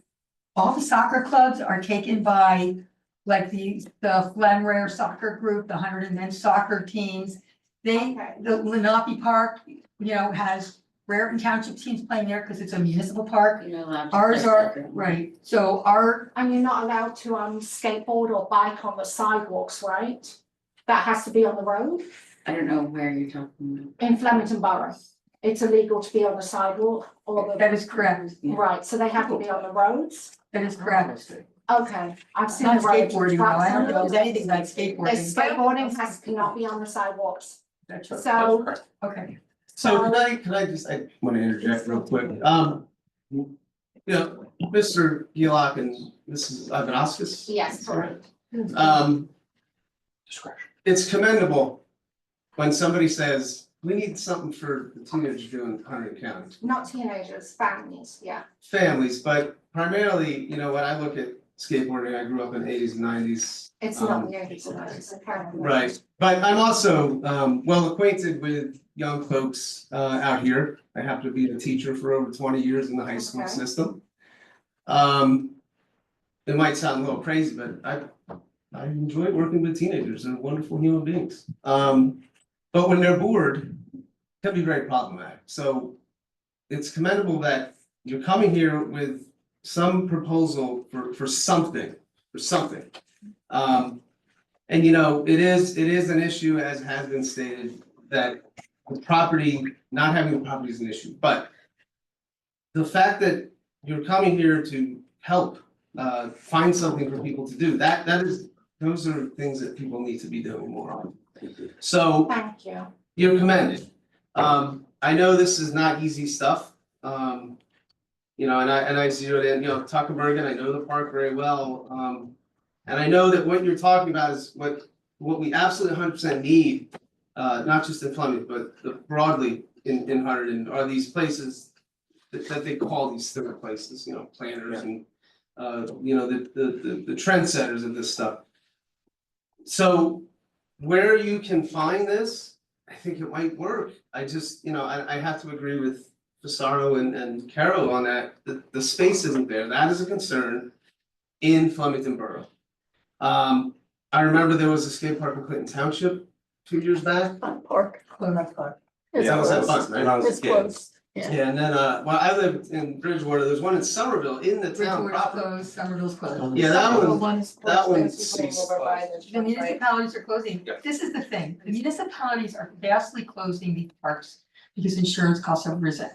If you No, go to that's 100 not, that's if you not go- let why. me finish. If you They're go- all covered under the New Jersey statute that's the same law that covers the playground. The reason they're closing is because skate parks that are not 100% concrete usually don't last more than 10 years. So it's a maintenance and stewardship issue. And most municipalities don't understand that and don't put the stewardship and maintenance plan in place, so the kids suffer. So let me ask you a My- question. My Go ahead, my sorry. suggestion is that you talk to the county commissioners.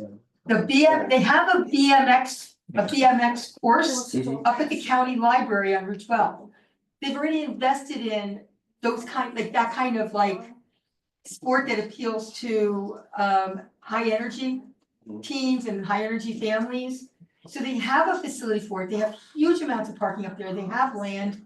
But they also have, besides that park, which is right next to the county library with all of its facilities there, they also own huge land at Deer Path Park. They own huge land at South County Park.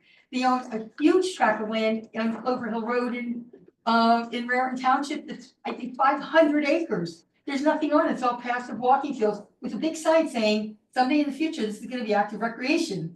So the county has huge tracts of land. Have you talked to them? Have you talked to the county? I hear you, but we're advocating for the children that here. are here. There If you are look kids at that this do not have graphic, cars here, that this do not doesn't have the have to money be to, they need to walk to like something. a big giant I thing. worked in Daymar School. I This worked is with a over. third grader who said, "You're going to a skate park?" I didn't know, she didn't know what a skate park was. I said, "You like to skateboard?" She said, "Yes." And I said, "Where do you skateboard?" And she said, "In the parking lot." She lives at the Flemington Arms. There is nowhere for them to skateboard there. There's nowhere for her to go. She can't skateboard on the sidewalk. She can't skateboard on the road.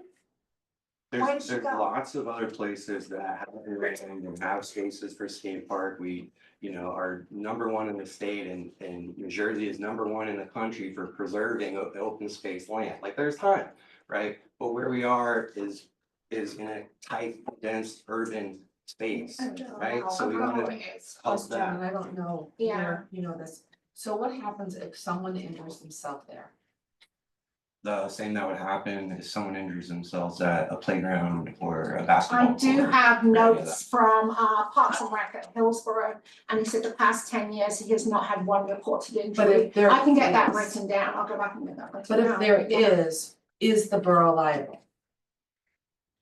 Or is the There'll be a individual? lawsuit. So here's the, I'm going here's to a- look at this I'm gonna now. give you a different answer than the question you asked. The question that you should have asked is, will our insurance go up for the borough if we put in a skate park? And I can definitively tell you, yes, it will. Does it go up if there's a playground? As long as the play, if It's the same playground statute. has to have that surface stuff at the bottom. Who is And it, responsible? as long as it meets current state standards that are required for a new park.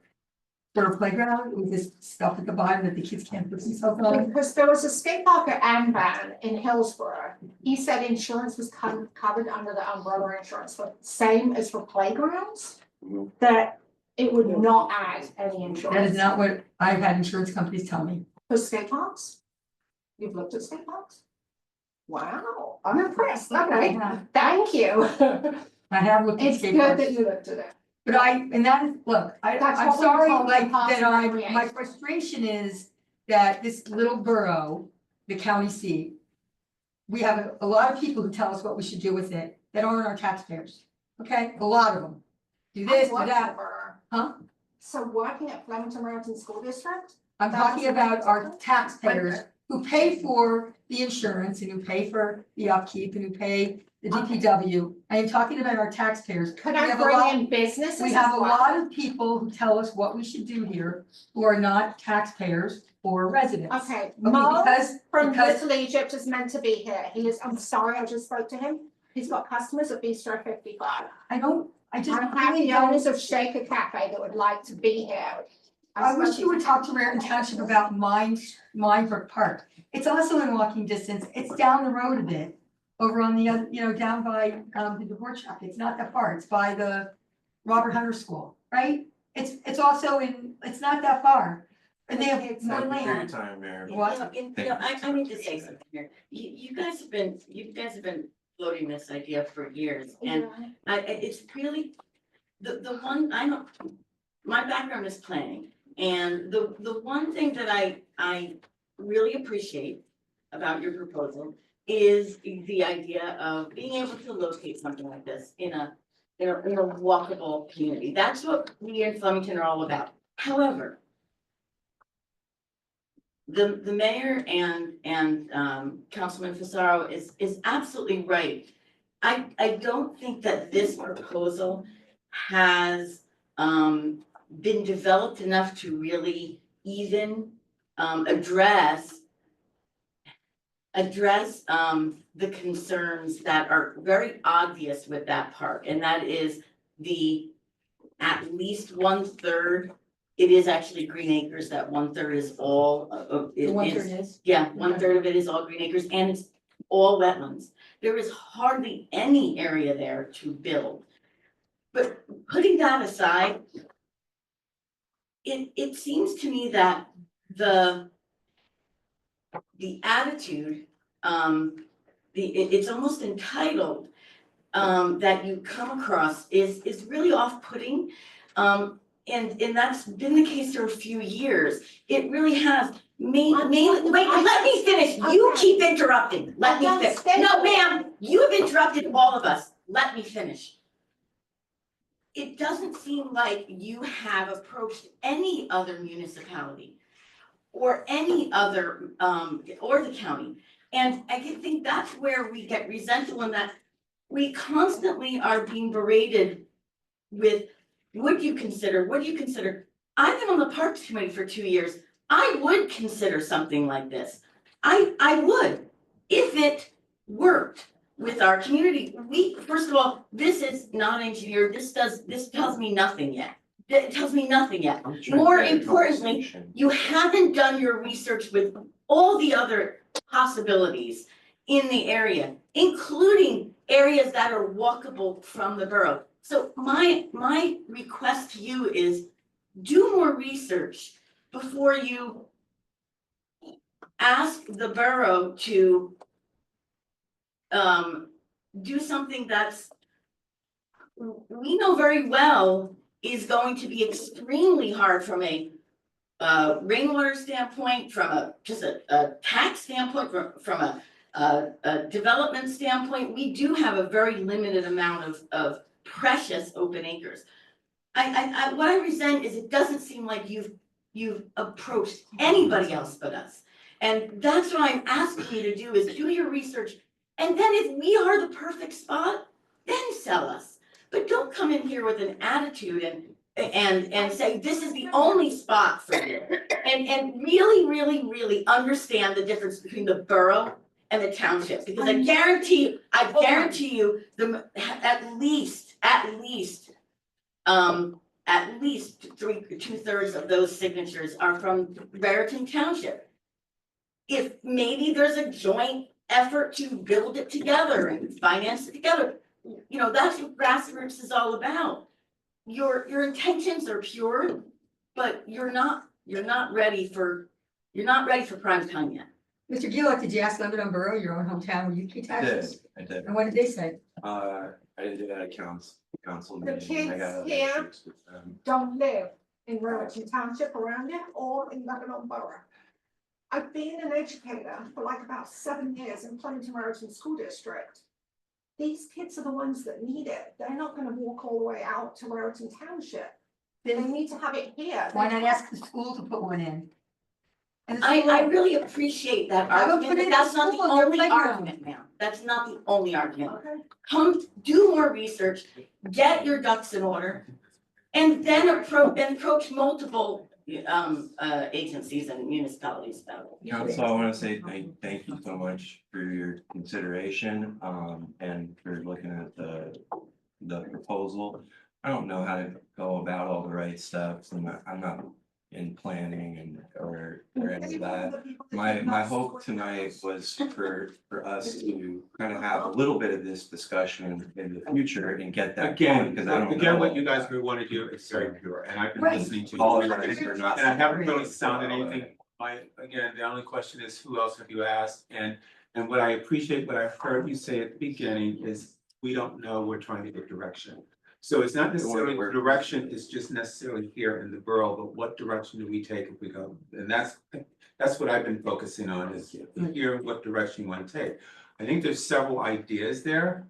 What I would suggest to you, my recommendation would be, go back and listen to what the recommendations were in terms of this borough, this township, this township. Right, The Huntington proxi- Central High School. Well, okay, and the proximity from where people, where these kids are in the whole bit, and what is possible, right? Because everything's possible, right? It's just a matter of where the conversation needs to lead and who needs to be involved in the conversation. So my recommendation would be is just go back for a second. That, but not Flemington Borough. No, Is what you're saying. so here's what I I'm sorry, said, for just clarity. listen to what I said, don't, I'm not gonna go any further than that. But what I'm saying is that listen to what all the ideas were, see what is possible with everything else. And even maybe have a conversation with them and other people and figure out some alternatives as well. So if this doesn't work, I'm from business and industry. What I know is there's a plan and there's a backup plan. Because if this plan doesn't work, I don't have to go all the way back to the drawing board to put this plan in, right? And I think if you're just sold on one thing, that's where you run into a brick wall and that causes your frustration and disappointment. So I don't want you to be disappointed. What I want you to do is understand that there needs to be another backup plan so that you can get what you want. And it may not be your first choice, but it is a choice. That's what I'm trying to say. I think what you're hearing from the council is that none of us think that Tucker Morgan is the appropriate place for the borough of Flemington. We understood that. But we've got schools all around.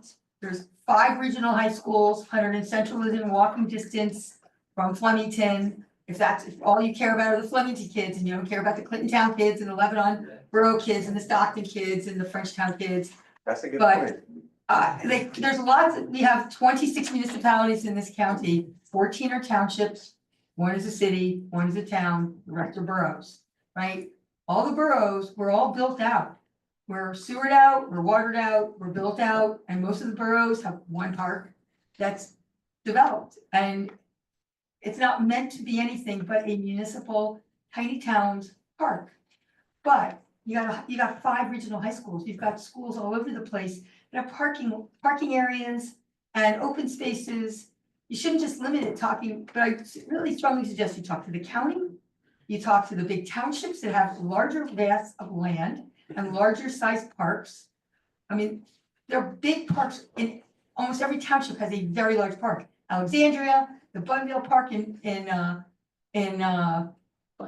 Clinton Town, no, that's one township. And if you keep. Oh, I thought you said the Buckport. rolling of the eyes and the attitude. Oh, Just no. present yourself more professionally. I'm If you don't want us to not yell at you, if you don't want us to yell at you, present yourself Okay, more I professionally. need to move this on. Is there personality stuff. I need to move this meeting on. Thank you because very Carmen's going Thank to you be for coming in and making time.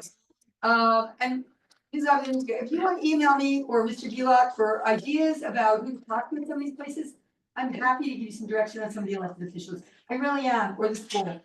Is anybody else, for the public comment period? Hi, is your name for the record? Benjamin Hyatt. Is it like the hotel? Yeah, like the hotel. And your address, please? 215 Rosemont Rose Road, Stockton. Thank you.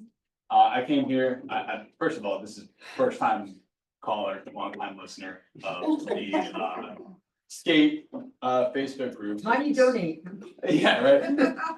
Of the Facebook group Skate Flemington, and I've always been an advocate for it.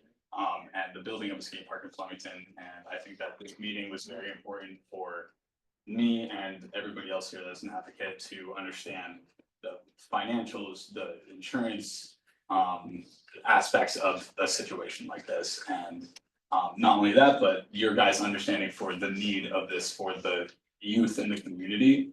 So first of all, I want to thank you for taking the time to listen to us and understand that. I think that we got a lot of good information tonight as far as like why it's just not gonna work here. And it's really unfortunate. I know that you guys understand that it's unfortunate. But like Brian was trying to say, I think that we just kind of need some guidance on where to go, and obviously like being, and not blaming you or them or anything like that, but hostile conversation does not help. And- Agreed. I agree. So I would ask from you guys, as somebody that has been skateboarding for 15 years, grew up at Shield Skate Park, I'm not sure if you're familiar. And a member of the Hunterdon Central Skateboard Club as a freshman, but it was the last year that it was when I was a freshman. It was right as I turned into a freshman, they took away the skateboard club for whatever reason it was, but. I think the advisor transferred or something like he. Yeah, I'm not sure. It was right as I was going into my freshman year, so. I think that the frustration with the community is the taking away of it. Like losing Shield Skate Park back in 2013 was very impactful to me in a negative way, for sure. And not being able to have a skateboard club in high school after, you did skateboard club for a little bit, right? And so I think the community seeing that being taken away is where their push for another skate park in this area would be. Shields was a private facility. It was, you had to pay for a session. It was an indoor facility. It was, they paid rent. And unfortunately, Mr. Shields passed away back a couple of years ago due to cancer. But yeah, I'm not really sure what else I want to say here, but I really appreciate you guys. You did that well. You did that very well. It was very elegant. Thank you. Yes. I mean, Delaware Township has a big park also right on I-23, I think. So that, yeah, I live about 2 Right. miles down the street. I went to Delaware Township and then tried. I mean, it's not maybe in the center of the universe, but Yeah. it's there's just so many large municipalities with large parks and large park options. And again, I keep looking at the schools, they have so much, many of the schools have so much land and they already have parking facilities and playgrounds. and playgrounds. And adding something like that, right where the kids are, just to me, like putting something over at Hunterdon Central to me makes the most sense, or the BMX up at the library here in Yeah. Raritan Township makes Yeah. the second most sense to me. Yeah, so I think a lot of kids, especially my age, I'm 25 at this point. I think where a lot of the youth and the skateboarders in this community fail to come to a place like this and discuss with the officials about it is just they're scared to do it. They're scared to speak their mind about the opinions that they have. I remember when I was in 8th grade at Delaware Township School, me and my friend who skateboarded, we went to our principal and we asked for a skate club. And she was basically like, it's not gonna happen. And I failed to understand, what's that? But you asked. Yeah, Yes. but. You started and you. And at the time, I didn't I just took it as, that's it, it's never gonna happen. But if I was in 8th grade at the time, I didn't know critical thinking skills and all that kind of stuff.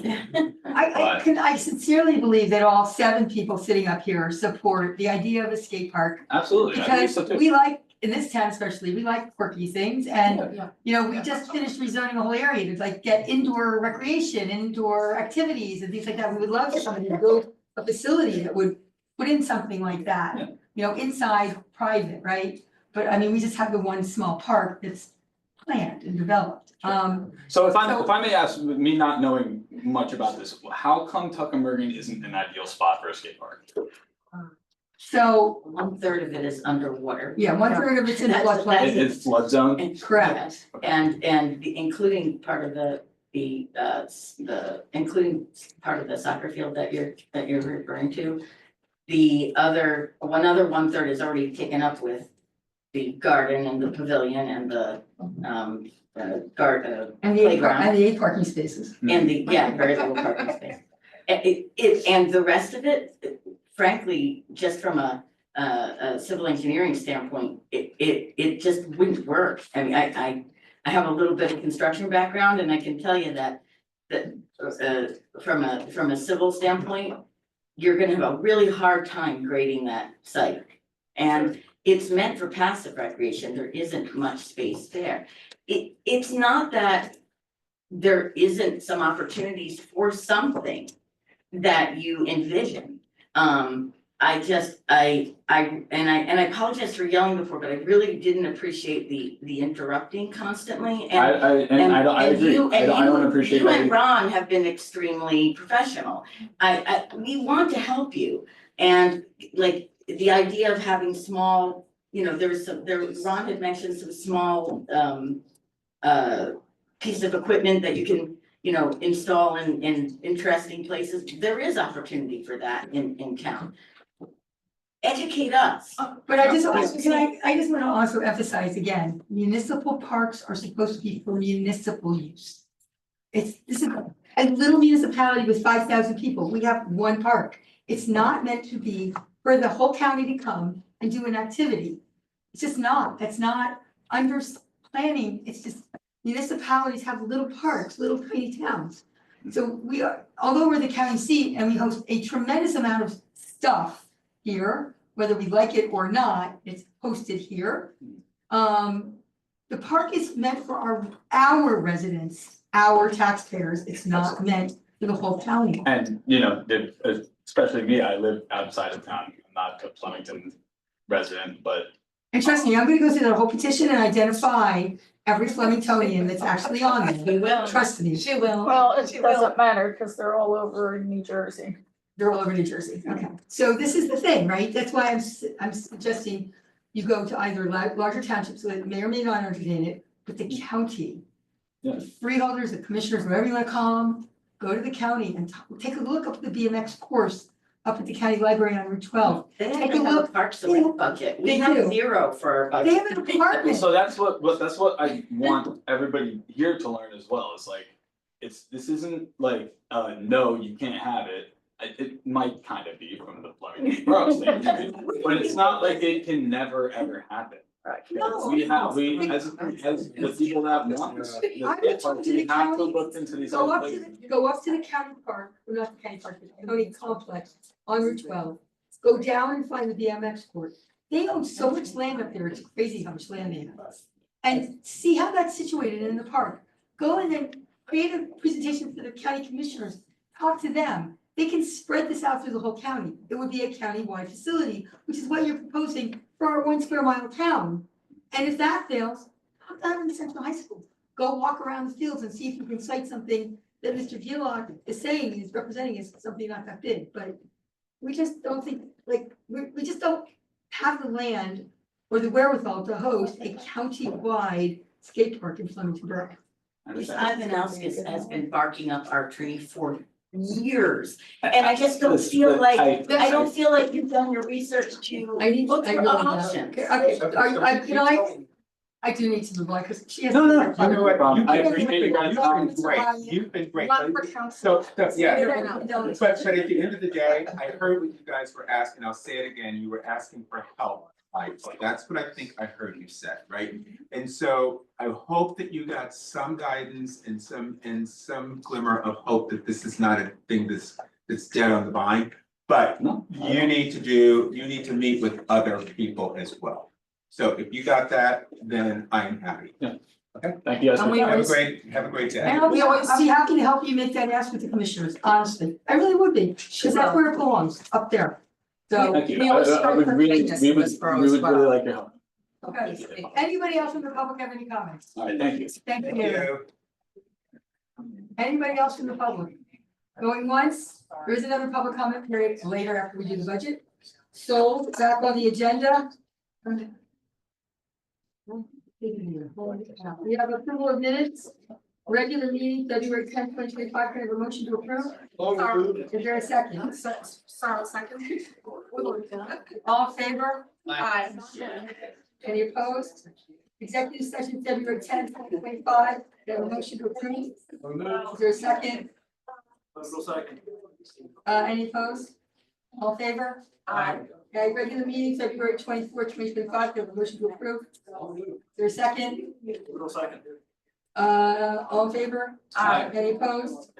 Consent agenda, resolution 2025-49, resolution authorizing the renewal of a taxi license. Taxi license for 2025, is there a motion to approve? Is there a second? Sorry, second. All in favor? Aye. Okay, we have introduction of ordinances, ordinance 2025 08. An ordinance amending section 2012 fees of chapter 20 taxi cap to remove obsolete references. There's a motion to introduce. Can I have a motion, please? Is there a second? Sorry, second. Does anybody on the council want any discussion with Carla? Can explain this in 2 minutes? Yeah. There was a fee for $75 for the police to inspect the taxi. They're not mechanics. So we're waiving that. I've tried to put my overalls on. So I have to get a letter or whatever, certification from motor vehicle saying that their cars are safe. Okay. This is the fee. Okay, roll call please. Councilman Arias, Yes. Councilwoman Engelhardt. Yes. Councilwoman Fasaro, Yes. Councilman Levitt, Yes. Council Vice President Long. Yes. And Council President Parker. Yes. Public hearing set for March 24th. Ordinance for introduction 25-09, ordinance amending chapter 26 zoning, section 2624 highway retail HR district of the Borough Code. Can I have a motion to introduce? Is there a second? Parker second. Any discussion? Councilman Parker, you want to explain this for the record? Yes, so this is for the shops of Flemington and that we was. Well, their zone as well as others. Right, but you asked me to explain, so I was explaining it my way. Now, if you want me to explain your way, you can do it. Okay, Okay, so, well, but the point of it is that we wanted to open it up so that it would include breweries.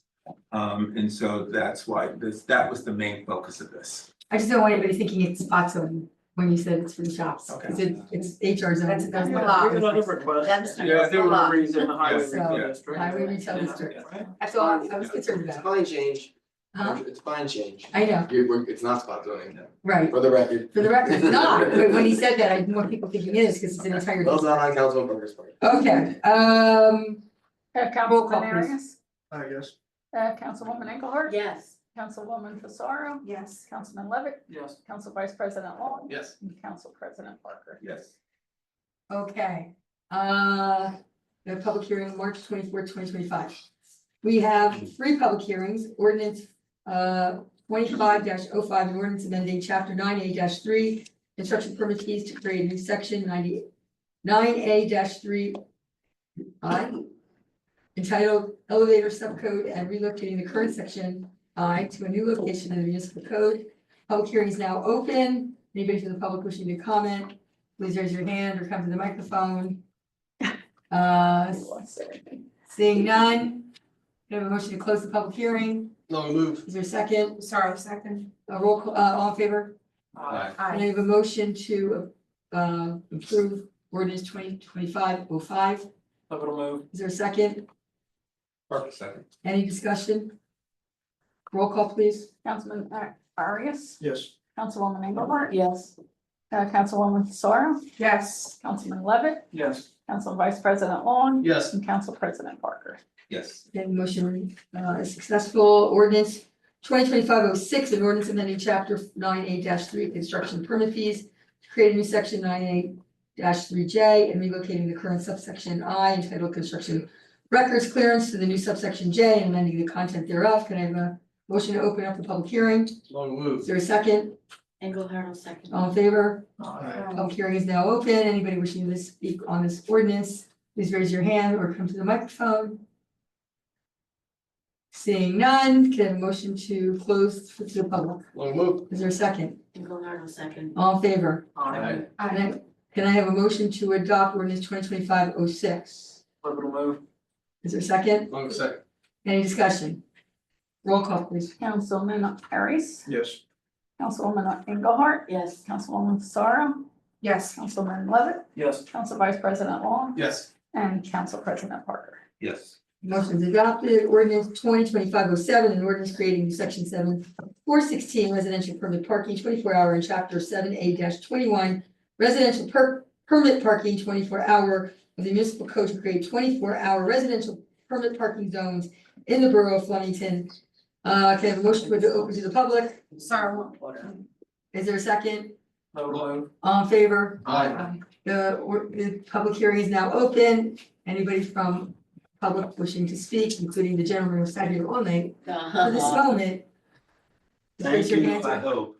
Okay, that would be Phil Griner, West Road, for the record. For the rest of your whole party, they. Anybody else from the public? Seeing none, can I have a motion to close? Long move. Is there a second? Engelhardt will second. All in favor? Aye. Is there a motion to adopt? Oh, long second. Who made the motion? Yeah. Long. Levin. Councilman Levin made the motion, Councilman Long seconded. Any discussion? Roll call vote. Councilman Harris. Yes. Councilwoman Engelhardt. Yes. Councilwoman Fasaro. Yes. Councilman Levitt. Yes. Council Vice President Long. Yes. And Council President Parker. Yes. Good, thank you. It's been great having you guys here for like the last 6 meetings. I know, right? Very much. You'll be missed. You'll- I hope we never see you again. Did I? Okay, regular agenda resolution 2025-50 approving fireworks on July 3rd, 2025. With the rain date of July 5, 2025, authorizing road closures and waiving the permit fee. Can I have a motion to approve? Engelhardt will move. Is there a second? Long second. Any discussion? I just want to mention that Mark Kane has raised, I think, about $18,000 so far. Yeah. Which is amazing. I spoke to Mark the other day. We should be aware that the cost is going up due to the expected tariffs on the fireworks this year. Okay, good to know. Roll call, please. Councilman Harris. Yes. Councilwoman Engelhardt. Yes. Councilwoman Fasaro. Yes. Councilman Levitt. Yes. Council Vice President Long. Yes. Council President Parker. Yes. Tell them goodbye now. Resolution 2025-51, resolutions supporting publishing legal notices and official government websites. Can I have a motion to approve? Long move. Will second. Levin seconded. Thank you. Any discussion? Roll call, please. Councilman Arias. Yes. Councilwoman Engelhardt. Yes. Councilwoman Fasaro. Yes. Councilman Levitt. Yes. Council Vice President Long. Yes. And Council President Parker. Yes. Okay, resolution 2025-52, resolution authorizing the mayor and borough clerk to sign the 2023-2026 collective bargaining agreement with Teamsters Local 469 representatives representing the Flemington DPW employees. Can I have a motion to approve? Engelhardt will move. Is there a second? Parker second. Any discussion? Roll call vote, please. Councilman Arias. Yes. Councilwoman Engelhardt. Yes. Councilwoman Fasaro. Yes. Councilman Levitt. Yes. Council Vice President Long. Absolutely, yes. And Council President Parker. Yes. Thanks. That It is, that was a long road. it is. So when I took the clerk exams, the only question I got wrong on the freaking clerk exam is who signs these contracts? But it was written as a trick question. But they always do trick questions. Yeah, so I'm really angry. Okay, work session, 2025 budget with CFO Hans will start after a brief 5-minute break and stretch. And we'll be So she can come. We know that. All right, we are back on the agenda to our work session to discuss a proposed budget, which I guess under the law is basically my proposal to you all. With Bill's, a lot of, mostly Bill. And we're hoping to introduce this on March 24th if we can get a concurrence tonight, which hopefully we can. So go ahead, Bill, walk everybody through it. Okay, so the budget as proposed here is within both caps, the appropriations cap and the levy cap. It is $50 under the appropriations cap and $212 under the levy cap. 50 or 53? It's 50, I have $50 Where'd and you go 31 with your cents. bucks? All right. So there's not much play. If you ask me to add $500, you can't do it. The tax rate, as we discussed with Ed Kerwin, the tax rate's a function of what you need to raise from taxes and the assessed value of the town. Tax rate would go down 0.007 cents to $1.05. So Say that again, the tax rate would go down. the tax rate will go down 0.007 cents. the tax rate, the new What tax does rate. that come out to for a household of, $100,000? Right, so $100,000, the amount of municipal tax paid, now we're only discussing municipal taxes here. Would go down $7.15 to $1,051.91. So a $500,000 household income will go down $35.50 Correct. in taxes. Yes. I mean, it's a zero budget, it's a zero budget increase with a very tiny, not worth mentioning increase. Correct. Okay, Yeah, and as Ed said, the average house in the town is $371,418. So their taxes would go up $305.69. go up. Say that Because again? their value. Say that Because again. the average house in Flemington is $371,418, which is what Ed discussed. Last year it was $340,192. So even though the tax rate goes down, the amount they're paying is going up by $305.69 because of Their house is worth value. more. Right. So so you're proposing, we're gonna introduce a flat budget, no increase, a slight decrease, but most taxpayers in this town, or all, are going to yell that they have a tax increase, but it's gonna be because their biggest asset that they own has gone up in value. Correct. You will get those that their assessment didn't go up and they'll not see that big increase, that not big increase, they would not see as much of an increase there. If their house stayed the same, you know, as last year. Their house was $340,000, just like last year, their taxes would go down $22.91. Any questions for Bill so far?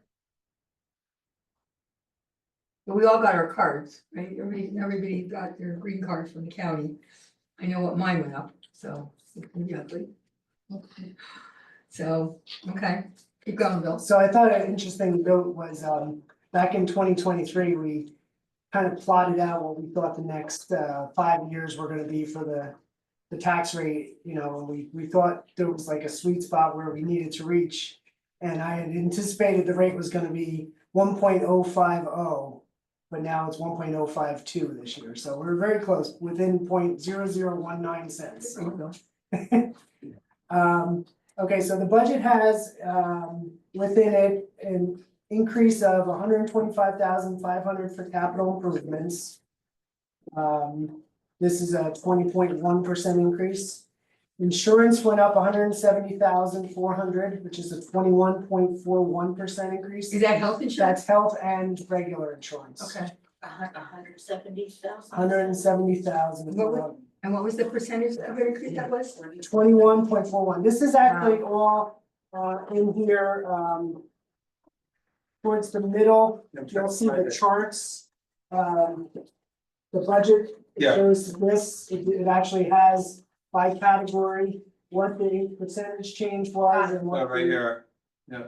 Is that what you sent us this This- morning? wait, I'm looking at I already it. have it. Yeah. You need to number your pages, Bill. Does it have the pie charts? Yeah, I don't know why the numbering didn't work. Every other year I had numbers in it, so I'm not really sure. what Jeremy and happened. I are going on, great at the end here. So this is the budget appropriation comparison page you're talking Correct. about? Yeah, That's it. I got it, yeah. So I was just, highlighting the big ones, health and dog regulation went up $3,000, but that's, since it's such a small budget, that's 10.91% it went up. And the budget as a whole went up $123,781, which is a 1.43% increase. Which under inflation is really, really good. Considering what's happening. So as on that same chart, you'll see the fourth column over, it's percentage of the total budget. The insurance, which is health and liability insurance, is 11.02% of the total budget. DPW and buildings and grounds is 4.3%. Debt is 9.48%, capital is 8.55%. Pension social security is 10.9%. Emergency services is 24.39%. And sanitation and recycling is 5.81%. So within the emergency services, does that include our contribution to Flemrare Emergency Squad Yes. and Fire Department? Fire department. But the and bulk of police. it, is police. Police, OEM, fire department, and the Okay. rescue squad. The rescue squad and fire department are part of that number. Yes. There are, capital appropriations for them or not, that's within the capital line. Cause we do have, I think, like 30,000 for rescue squad or something like that in the capital. So the debt services, explain that again? So the debt service, is the total amount of principal and interest we pay on debt. And it's, also included, so you know how we've been paying off additional principal of, things that have not been borrowed yet, well, we paid off everything that we have is either in temporary or permanent financing right now, so we paid off everything that wasn't financed in some way. So you'll see, and if you go through the actual budget, you'll see the bond anticipation note payments increase. Because it's within that, because we borrowed the money for the fire truck, which we're getting in a couple weeks. So that went from next week. Well, I did a check tonight, so it easily could pay and when we're coming. So that went from short-term financing. It went from not being financed and just being financed through budget appropriations to being on a note. So, okay. So now the payments are much larger, which they're much larger, include interest, which before we were trying to pay it off as much as we could before interest is involved. But now, we have to come up with the 1.6 million to pay. So in total. So how much did we pay? What? And you said that we were trying to pay off as much before that hit. How much was the actual cost? I can't remember. For the truck. Well, I'm just saying, we didn't pay off anything of the fire truck, I'm saying we paid off other ordinances. Oh, okay. Right. And what we were trying All to right, do I understand. when we did that was to create a flat debt service amount with the anticipation of this fire truck and all that coming on board, which is what we did the past couple of years. But you put in a little bit more, I remember, Correct. the last few years. Right, we put in, I think it was about 200,000 a year, Right. so now that's in the debt service part of the year. But this is the big night in 2022, it was a $50,000 down payment on a $1.6 million fire truck, so. It would have been nice to have $500,000 to put down instead. That money was put to the police building and some road projects. So it is what it is. So if you go 2 more pages, you'll see the revenue, budget revenues comparison.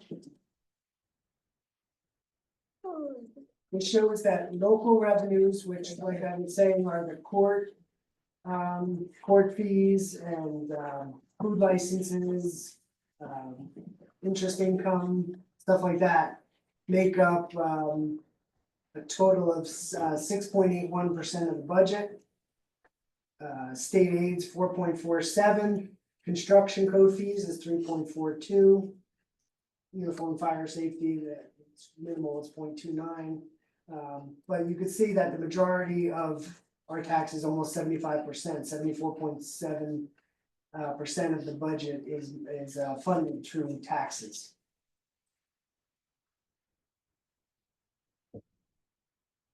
The amounts we're using of fund balance to offset this budget, we're able to decrease the amount used by 70,000. Last year we used 300,000. This year we're using 230,000.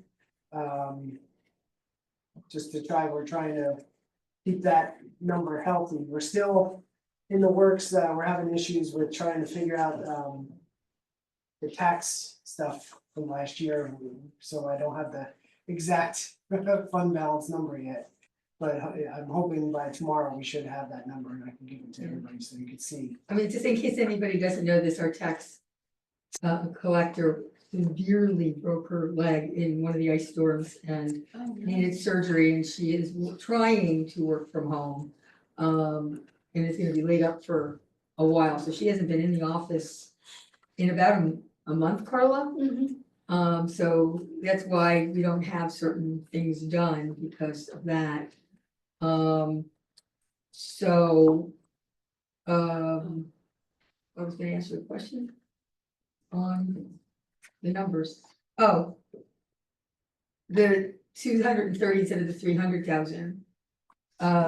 Is that working towards keeping, like growing our surplus? Correct, So that we get to that magic percentage that we're striving for, correct, to make yes. everybody happy between bonding companies and our auditor. Yes. And that's in And, anticipation of us having to permanently finance this fire truck in the next probably year or so. So if we can build up our surplus, show them we're progressing with that nicely, they might increase our bond rating, therefore reduce our interest rate. That is the goal. That's the goal. It's hard to do as a little municipality, but I think they were pretty impressed how far we've come when they did the rating last year. I really do. Bill, I have a question. So grants, it has a negative 100%. Because we haven't Why- received any yet this year.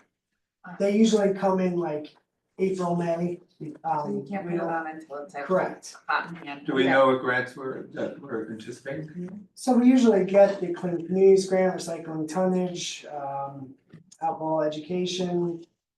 It's all listed on, I know, where is that? Sober, isn't there a sober one? the what? The sober Drive one? sober, Yeah, I drive don't sober. think we really get that. do we? that's, no, it's funded directly through the Somerset Hunter and Co-op now, They just sent me tonight, we got the $10,000. EMAA 2024. Right, so. Here they are,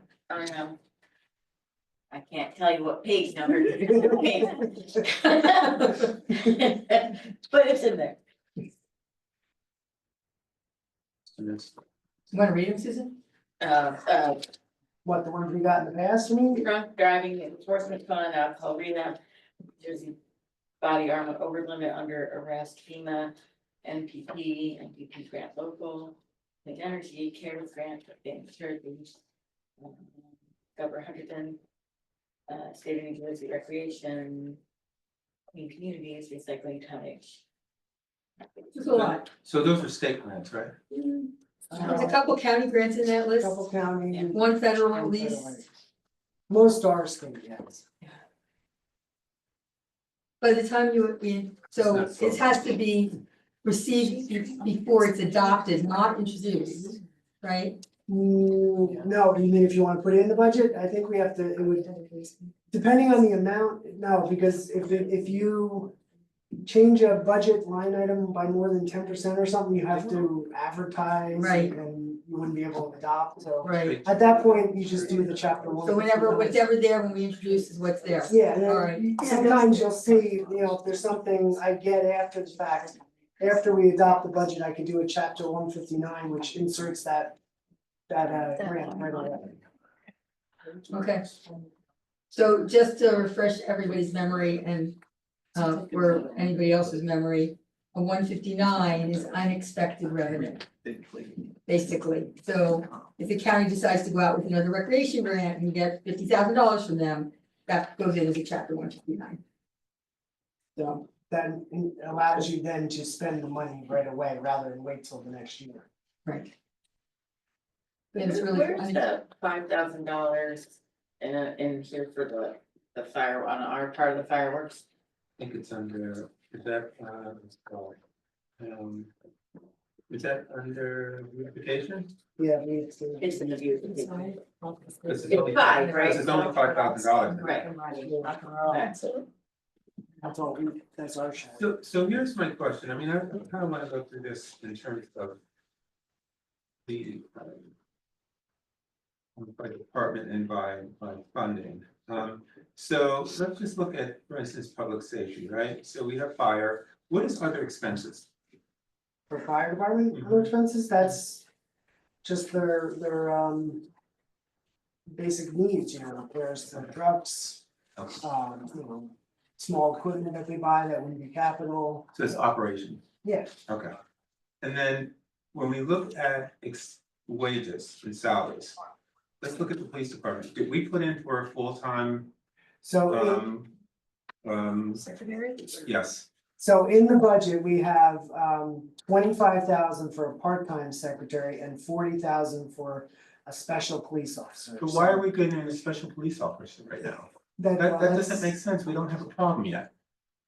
And also there's money for a new DPW. And the new DPW guy. Okay, but let's just stick with the police department. So my point of it is, the police department needs a full-time secretary.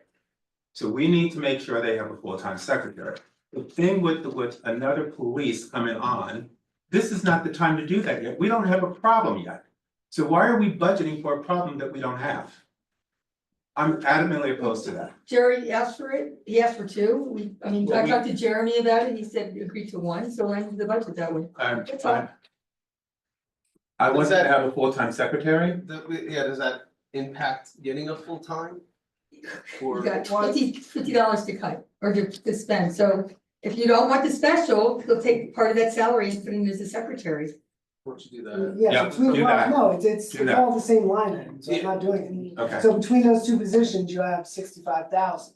But it could be So- done. Sure.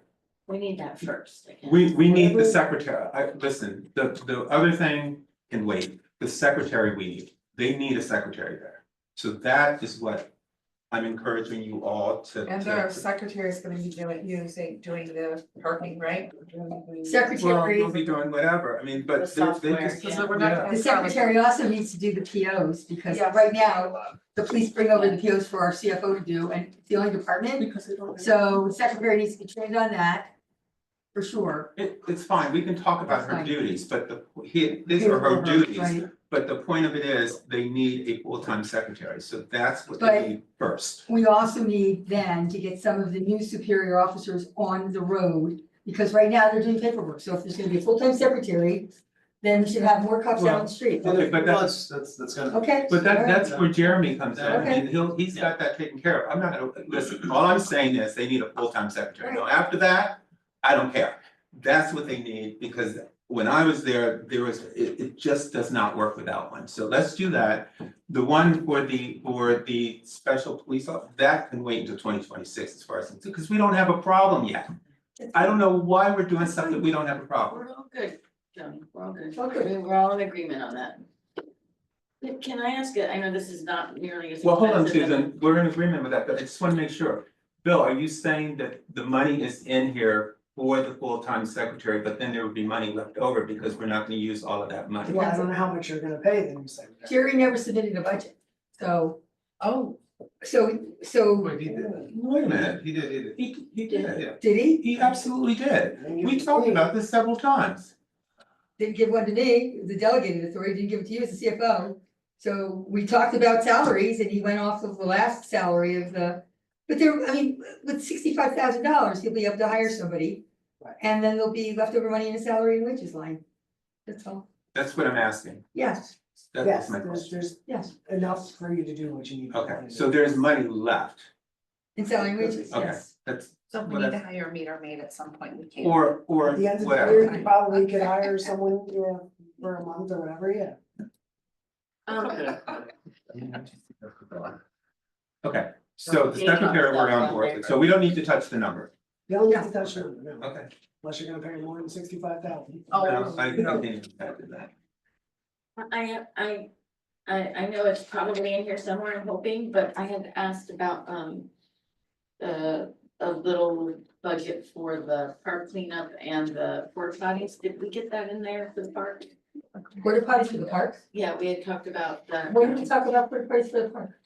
Well, I think I asked, I'm looking at Tony here, I don't know if he's. No, I know, we did I have don't know that if you ever discussion. got that, if We we did got have that passed discussion. on. Why? We did, Okay, so we did. we are a 1.1 square mile town. And in 2022, Councilwoman Han talked about bringing in porta johns to the park because of the community park, which is for the community garden, which is only used by residents. And I publicly said, why would you do that? And the entire council, including Councilman Long, agreed, people can go home and use the bathrooms instead of us paying thousands of dollars for a porta john. Every Sunday, there's a ton of families there that use that park, a ton.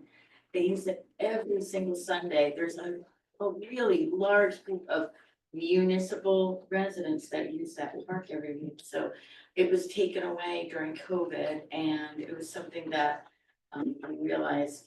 And one of the reasons it was taken away also was, you really need to talk to Bill, to Mike Campion about this, because people were tipping them.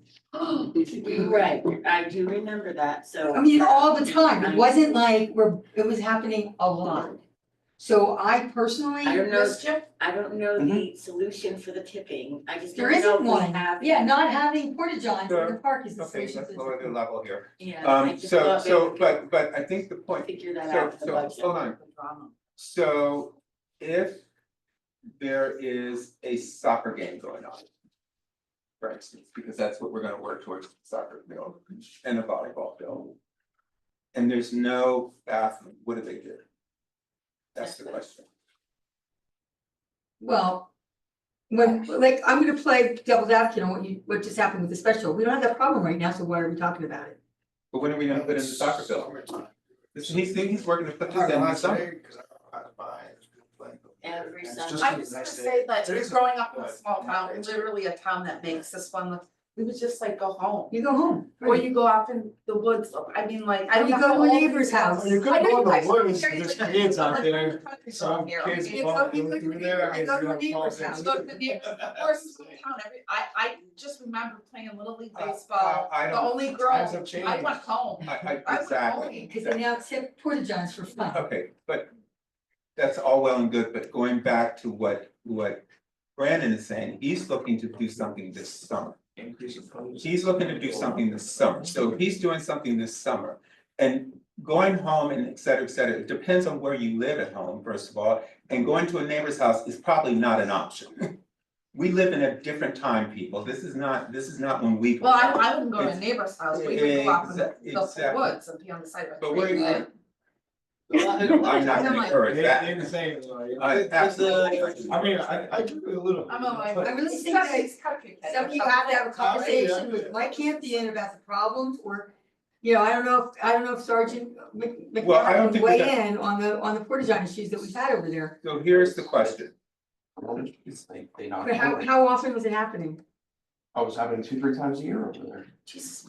And there's no way to bolt them down or like, No, we then put you a get- camera on it? Because they have to We be put plugged. cameras on it, lights or something, I'm dead serious, I've got a really. I mean, I'm looking so at maybe that it's park. seasonal, maybe you Well- just do it seasonal. Well, that park, I mean, I'm thinking about the parks I've been to that have the porta johns, there's people there for all day events, all day activities, it makes sense. Tuck Market Park, you tell me, is it people hanging out for hours and hours upon end? I know there'll be birthday Sundays. parties, I know. Certain That's days, what yes. she said. It It's on is Sundays, a it is. family affair there.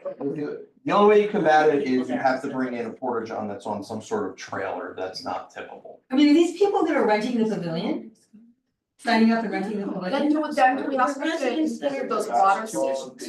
Yeah, they bring their volleyball net and they set that up on the basketball. So let me ask the question, is it seasonal or is it all the time? It's 3/4 of the year. But so what I guess I'm trying to do a workaround. If you did seasonal, and we know the summer might be from the spring to the fall might be the busiest time, because you're happy a true statement.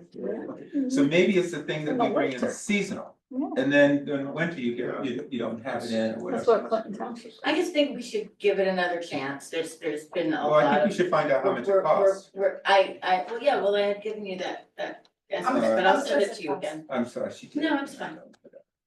Bill, do you have any idea? We've rented I porta just johns. said something, I can look at it. No, Bill got it in his Again. thing, cause you rent porta johns for I think it's like, probably about $400 a month. a month? And How many is that for? Just one. Just maybe one? Yeah, that's Yeah, for one them to ATM. come change it out. That's $2,400 for 6 months? Oh, let's see, it would be like April, May. I mean, the only way to do that July, is then August, to reduce September. the salary line item for this $65,000 from the police department, because that's way too much money for a secretary. And take 2,400 out of that and put it in recreation. Is that what people wanna do? We need a little money for we need a little money for the cleanup and the porta potty. That's what the parks. So the question is that there's money left over from police salary, so we can redistribute that money. Yeah, And right. go towards So how that. much is a little money for cleanup season? Well, I paid for the mulch out of my own pocket last year, so, it was about $300-400 max. So 2,400 and 3 or 4, so if you put $3,000 into recreation and take it out of the Still have. police salary lines, that brings it down for a secretary. That's blows way out our salary guideline anyway, so that's $62,000 now, right? What else?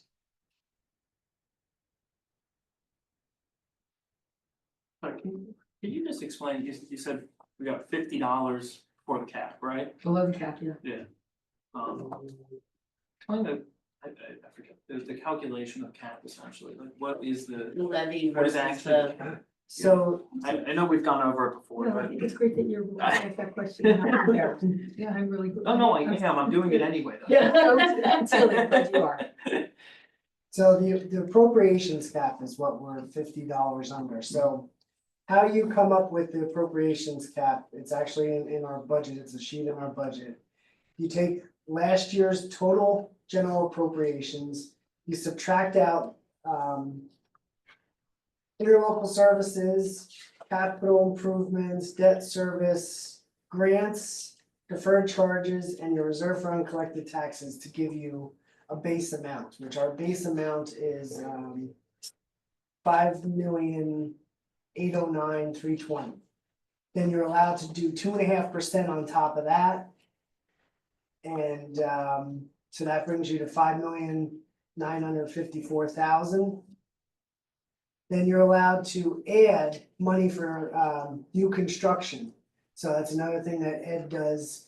Any new construction that came in after last year's tax assessments were done, it's called new construction. So we're allowed to add that as an item of revenue, which equates to 24,804. So anyway, in the end, the amount we're allowed to, maximum appropriations with all this is 6,023,315.81. And our total general appropriations with what we have is 6,023,265.50, which is we're under by $50.31. So it doesn't matter that we're not technically touching the tax rate at all, No, right? that, Like it doesn't, no. so it doesn't count. regardless of, you know, okay. So that's why. We couldn't, it sounds like we couldn't touch it even if we wanted to. Correct, so Right. that is appropriations cap. Mhm. So even if you said, well, I wanna use up all our surplus, that doesn't help this at Doesn't all. matter. right, You're limited in that amount with the appropriations, you're limited, capped on your appropriations. Now, the levy cap, that's the different story, that's the amount that you actually bill out to the people, the tax levy. And that amount is calculated, you take last year's amount to be raised by taxation. And then there's things that you exclude, which is deferred charges. Health insurance increase, there's a whole calculation on health insurance increase.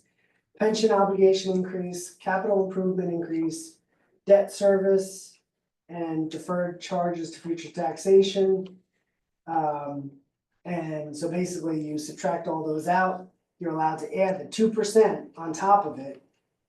And also the new rateable number that I said with Ed also comes into that play with this also, so you get to add that 24,000 to there. So the maximum amount we're allowed to raise by taxation is 6,549,111.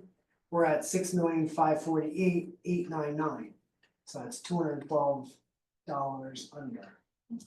So, you know, that could be affected, that if you used up more surplus, that would reduce that number. And move back into more, going the opposite direction. Correct. I've got multiple things that are restraining us here, and none of them can exceed either that 2.5% or the 2%. It's all to be constrained within that no matter what. Yes. Yeah. Cool. That's stable. Another thing, not that it's really gonna impact what we're doing here right this minute, but none of our sites have, their pilots haven't started paying, No, have they? they have not. Okay, so we're not looking at that at all here, alright. don't they have to start Isn't that in something within 2026? 5 years? Isn't there a 5-year requirement? When we went to the League of Municipalities, there was some, Construction, you mean? yeah. I don't remember what it was. I sat into some session down at the league and there was something that had to start within 5 years, not the construction. It's not the pilots, because that's all based on contract. Yeah, I don't, it related to the pilots though. I sat in that program. I'll look at my notes. Yeah, it's If you don't know what I'm talking It's about, not a 'cause I don't payment, recall. because the payments are generated based on, the hotel, it's based on revenue, and the apartments, it's based on, it's not based on occupancy, but it's based on them being rented, like, you know. No, I realized that. I just, there was something that has to trigger in 5 years, maybe. But I have to look at my notes. Ed Kerwin would know, he deals with them all the time. Yeah, so- yeah. But that's not, none of that's gonna hit until 2026, because the hotel's not gonna be finished until what, September or whatever, right? But there is money coming from, isn't there money coming from the loan, There is the, like $1 million? that, there's 1,750,000 coming from the loan. Probably, I think, in March or April or May, that is restricted to be used for capital infrastructure. Has to be used for him first if he needs any improvements. It can be used for anything capital, including debt payment or capital improvements, infrastructure. And then he's giving us $250,000 towards the new well at the police building. He's giving us $130,000 towards purchasing an easement and developing another well. It's the easement, the permitting, and the engineering for another well over at the golf course, which just changed owner, so that's gonna be all new negotiations. Cause the old owners didn't sell us the easement before they. So we're getting that, but, and then we're getting the building 30 days after, there's another period, so sometime early summer, we'll be getting the Allies building, which Bill has strongly recommended we turn and flip. Because as he is well aware, government doesn't own buildings well and really stinks as landlords. So that money is not restricted. If we sell the Allies building, that would go right into surplus for now and then could be used to offset tax increases for probably a couple of years. Yeah, it would be put in an account called the sale of municipal property.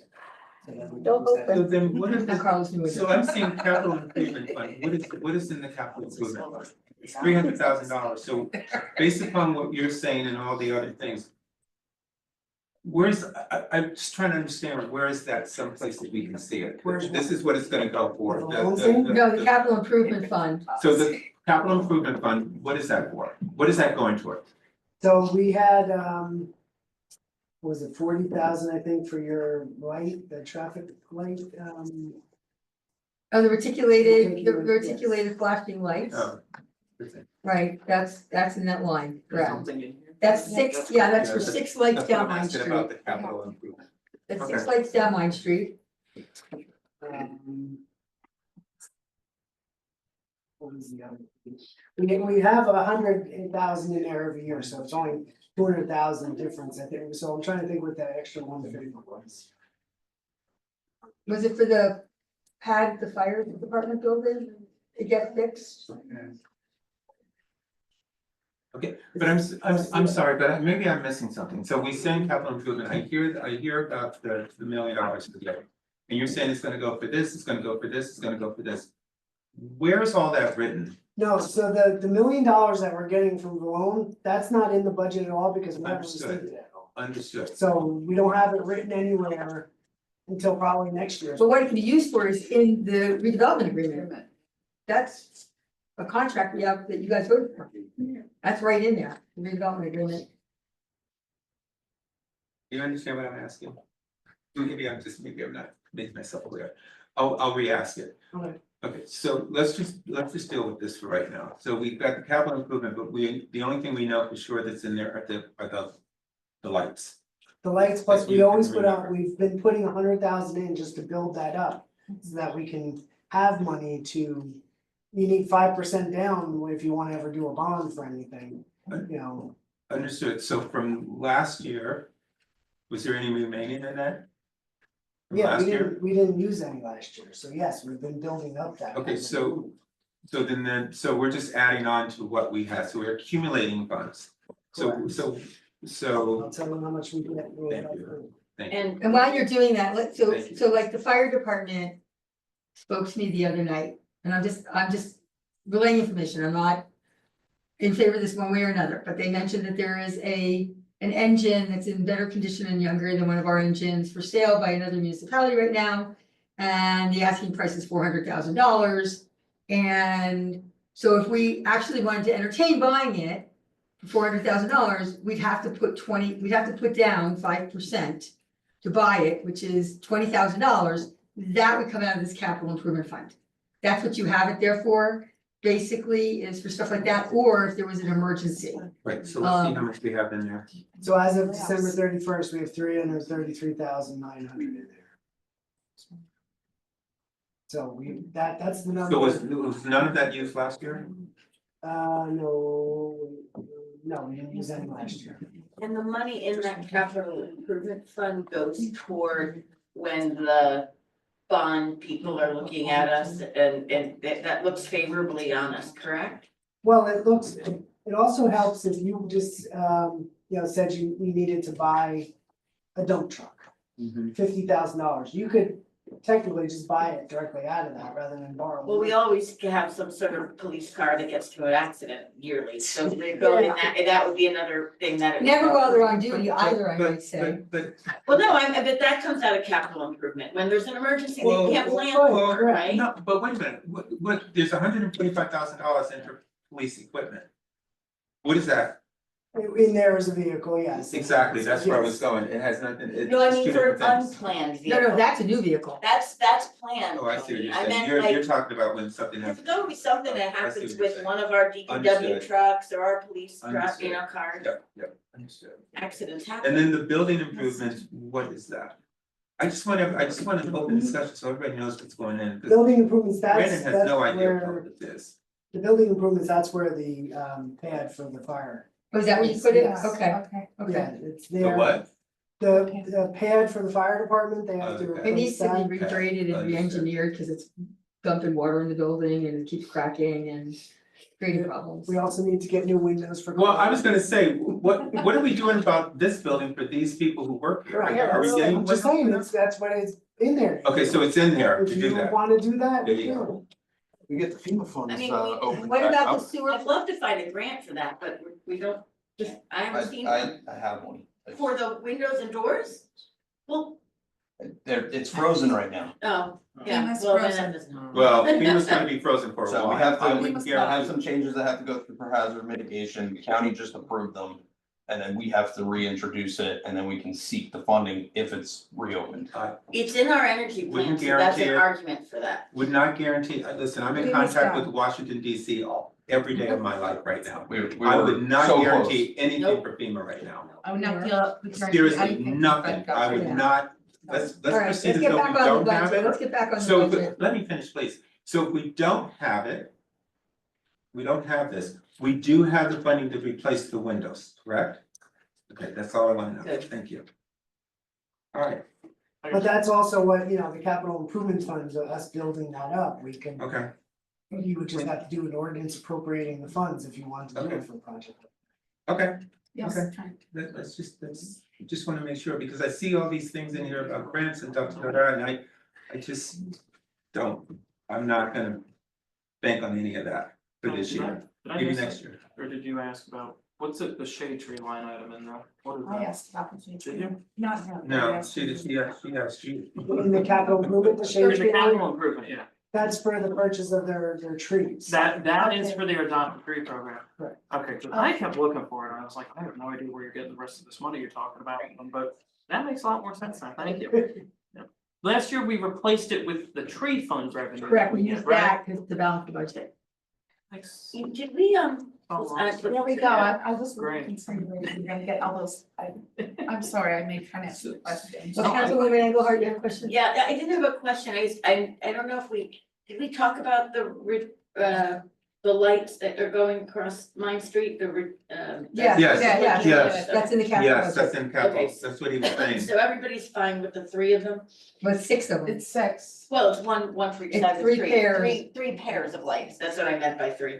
But just to be clear, I mean, sure, we're approving this and it's in a fund and we can choose to use it for that. Correct. But it's not, like, once we pass this, it's not like, oh, it's set in stone, right? Up until we pass a resolution or whatever saying, buy the lights, So it's you, general yes, capital improvement fund. you would have to approve a contract. Yeah. Right. But you're showing us where the money, how the money is. But to gonna be lie. clear, Trent. Yeah. When you approve this budget, Mhm. it frees up money so that my campaign could go and buy tools and ladders and Yes, gasoline. Right. He doesn't have to come to the council and ask. Well, exactly, Right, and so- like, there's a balance between that, right, like. It's very hard to tell what in here is like, yeah, sure, like that, where it's like, alright, my campaign's in charge of Those that are department, operating he's just gonna expenses. go do that. Right, Versus, okay, this is a massive expense Yeah, that council capital. has to approve. so it's where it's funded from, so an operating expense, the staff can go. Yeah, of course, yeah. You know, and so, I mean, an elected official says, what do you mean you just bought 100 reams of paper? Well, it was, you guys He's voted free for the to do that, budget, you you're know? free to do that, you So- voted for it. So that's why it's Versus the important that capital. you go down line by line on the budget. I mean, this is me from corporate. I never take anything, when I see other expenses, there is an antenna that goes up in my head saying, okay, exactly what are other expenses, Well, this is right? what I mean, like, we have Your this, like, point I well look at taken. everything here and you're telling me, like, I ask you about any individual item, and you're like, yes, I have, that is for these lights on here. I do not see that, I don't know that. I can right, point and it out and have a specific line item. I just so for I that. feel ridiculous to go through. So there is a like, chart that, of but accounts I am behind this curious. budget. No, it's not ridiculous. That's what you're supposed to do with the budget. You're supposed to go line item by line item. What is in the budget? Yeah. What is in other expenses? Exactly what it is? I'm sorry, but I am not gonna vote on the budget until I know exactly what's in it. Because it doesn't make sense, because I don't want any surprises, and I certainly don't want someone to come back and say, well, you guys voted on it, because that's what we will hear. So, my point to you is, this is my recommendation, and you guys can disagree with me if you want, that's fine, but. What I actually think is things like, when we look at other expenses, exactly what is all this stuff made up of? I just see a lump sum. I would never approve a budget with just a lump sum and not know what's in it. And that's why I'm asking these questions, because I wanna understand, what are we getting ourselves into? And if you're saying that we're gonna be that tight, which I do appreciate, and I'm not gonna try to wiggle out of that, then maybe the question is, well, do we not give this so much money and give it to this? I mean, it's kind of like that, but Maybe we do we one collectively crosswalk, need to three. understand what it is. Can I just say, so what these other, I've been doing this so long, forgive me, because I have been doing this a really long time. Other expenses are everything but salary and wages, so it's the paper for every department, it's ink for every department, it's your phone expenses, it's all broken out, so. Then fine, break it out, because So- in corporate America, it doesn't work any differently. It Let me- is other let me- expenses, Let me it's the finish, same please, thing. let me just say that in 2023, when I became mayor and I went through this budget with a fine-tooth comb bill. I have no problem having Bill give every one of you the full chart of accounts with every line item behind every single line here. Please know, there is very little fat in this budget, our staff works extremely leanly. And if, no, Yeah, there's, that's not there's your one point. thing, right, because I mean, a lot of governments wanna go and start cutting things. And, you know, you have to cut a lot of paper to get to the $30,000 1 cent budget cut. To get anywhere in our budget, you know. It's not the point that It's everybody's fine. questioning, the point of it is everybody needs to know. No, it's just- Brandon is very new to this, Brandon needs to understand what this is made up of. This is the point, it is, let's just give people the information. If they don't wanna look at it, that's fine, if they That's wanna look fine. at it, that's fine. So what do we need then? Bill is going to email all of you. Yeah, just give us the details. Bill is going to email all of you tomorrow or the day after the entire chart of accounts, once he fixes whatever numbers he has to fix. He'll email you the entire chart of accounts, and you can see exactly what is under other expenses for every single department. That's fine, and then that will allow us to ask questions if we have questions. Okay. So what I'm asking though is Thank to be able to put this on for introduction for the 24th, for you to email Bill any questions you have or call him between now and Friday, whatever that date is, the 21st, so he can answer them, so he can introduce on the 24th. So you'll have, you know, 12, 13 days to So look we at don't, this. so we don't ask questions, like, I know everybody wants, like, maybe wants more in-depth detail. Are there like certain categories, like, okay, this is an office, in terms of office expenses, these are office, tools versus office, equipment, like. Yeah, I you get put- what you're saying. Because I'm gonna tell you what, you guys, That's a good because point. I've That's worked a in really company good America too, and reported into CFOs and CEOs. Getting at that granular of a level to try and get down that deep. Like, Brandon, you're not gonna get every single line item, like if Carla buys a $150 for a ruler, there's office supplies and there's office operational expense, toner, those types of things that come across the board, but just be sensitive to the fact that we don't wanna bury him No. under all this No, just a minutia. very, just a. Well, he doesn't have that minutia anyway, he doesn't know how to roll. No, I know you won't, but that's, He has that's more where like. detail than this, but it's. He's got a general account. Yeah. Right. Most Exactly. departments have maybe like 5 sub-accounts, you know, office supplies, If you just take those 5 sub-accounts, maybe. We do see them. Like, so across every department, put all those 5 sub-accounts into one bucket, so we just understand. Thank you. Bill, And I'm sorry, what does LoSAP mean? LOSAP? That's for fire company. a word program. Yes. That's the fire departments, they each get, I think it's $11.50 every year for. It's No, a it's like- program that was it's- provided by the New Jersey. It's a retirement It's a retirement account for the volunteers. so Bill, on financial administration, is that you? That's my department, yes. Okay, that's you at the and the tax collector and all that, and, Deputy treasurer. oh, just the deputy. Okay. You're very. That's you and Liz. So Bill, in the chart of accounts, are each department, like the phone bill, are they each assigned a portion of the phone? So that falls under what department? There's a telephone line and. So just for the, telephone. all of the, right, okay, so under the chart of accounts, under other, everybody's got a supplies line. Supplies, contracts, training. I can't get in because at 10 o'clock our finance software goes to backup, so I can't get in now, just get me out. So if you don't get it done. by Training, 10, meetings. Okay, so that's what's in each Yeah, line. that kind of thing, in yeah, each chart. conferences, Have a copy of yours. So, so that would be under service agreements. Which one? so, Service so Bill, agreements make speaking of sense. which, moving from this ridiculous rack space to office, is that cost in here? Yes, that's in, that would be a computer expense. Okay, that, because that's the kind of stuff we need to know, because I know that we talked about it, but I haven't heard anything since then, but we definitely need to get off the rack space. It's all these little things that we just ask you questions about, is that in there, is that in there, that's the kind of stuff that I like to see Do in you want me in to the- start that process? I mean, I don't think the council has to do any action on that. On what? To switch to Microsoft. I That's mean, what I'm waiting to turn my phone on for. I hate doing things out of budget. I hate doing things out of budget. So wait till. It's a, that, but I think we need to wait till the budget, like, you guys want to. Well, as long as we know, the question really is it in there? It If is. the answer It is is. yes, we just need to see where it is, so that's why I'm asking for details. Because we would not have known that's in there. So maybe we can brainstorm each of us, and if there are questions or concerns about like the depth that you need, we send those to Bill by a certain date. Well, he's gonna just give. He's gonna go. He has it. He's always gonna get. Bill's gonna send the entire charter account budget to all of you. Okay. And then what I'm asking you to do is either call him or email him with a question, and when he answers it, he can answer it back to all of you. Perfect. So that, and blind them all, so that everybody can see the questions that were asked and the answers that were given. That's good. There's no conversation, blind them all, keep them safe. All right, are you guys all good? Yeah. Okay, good. Thank you. Thanks, Bill.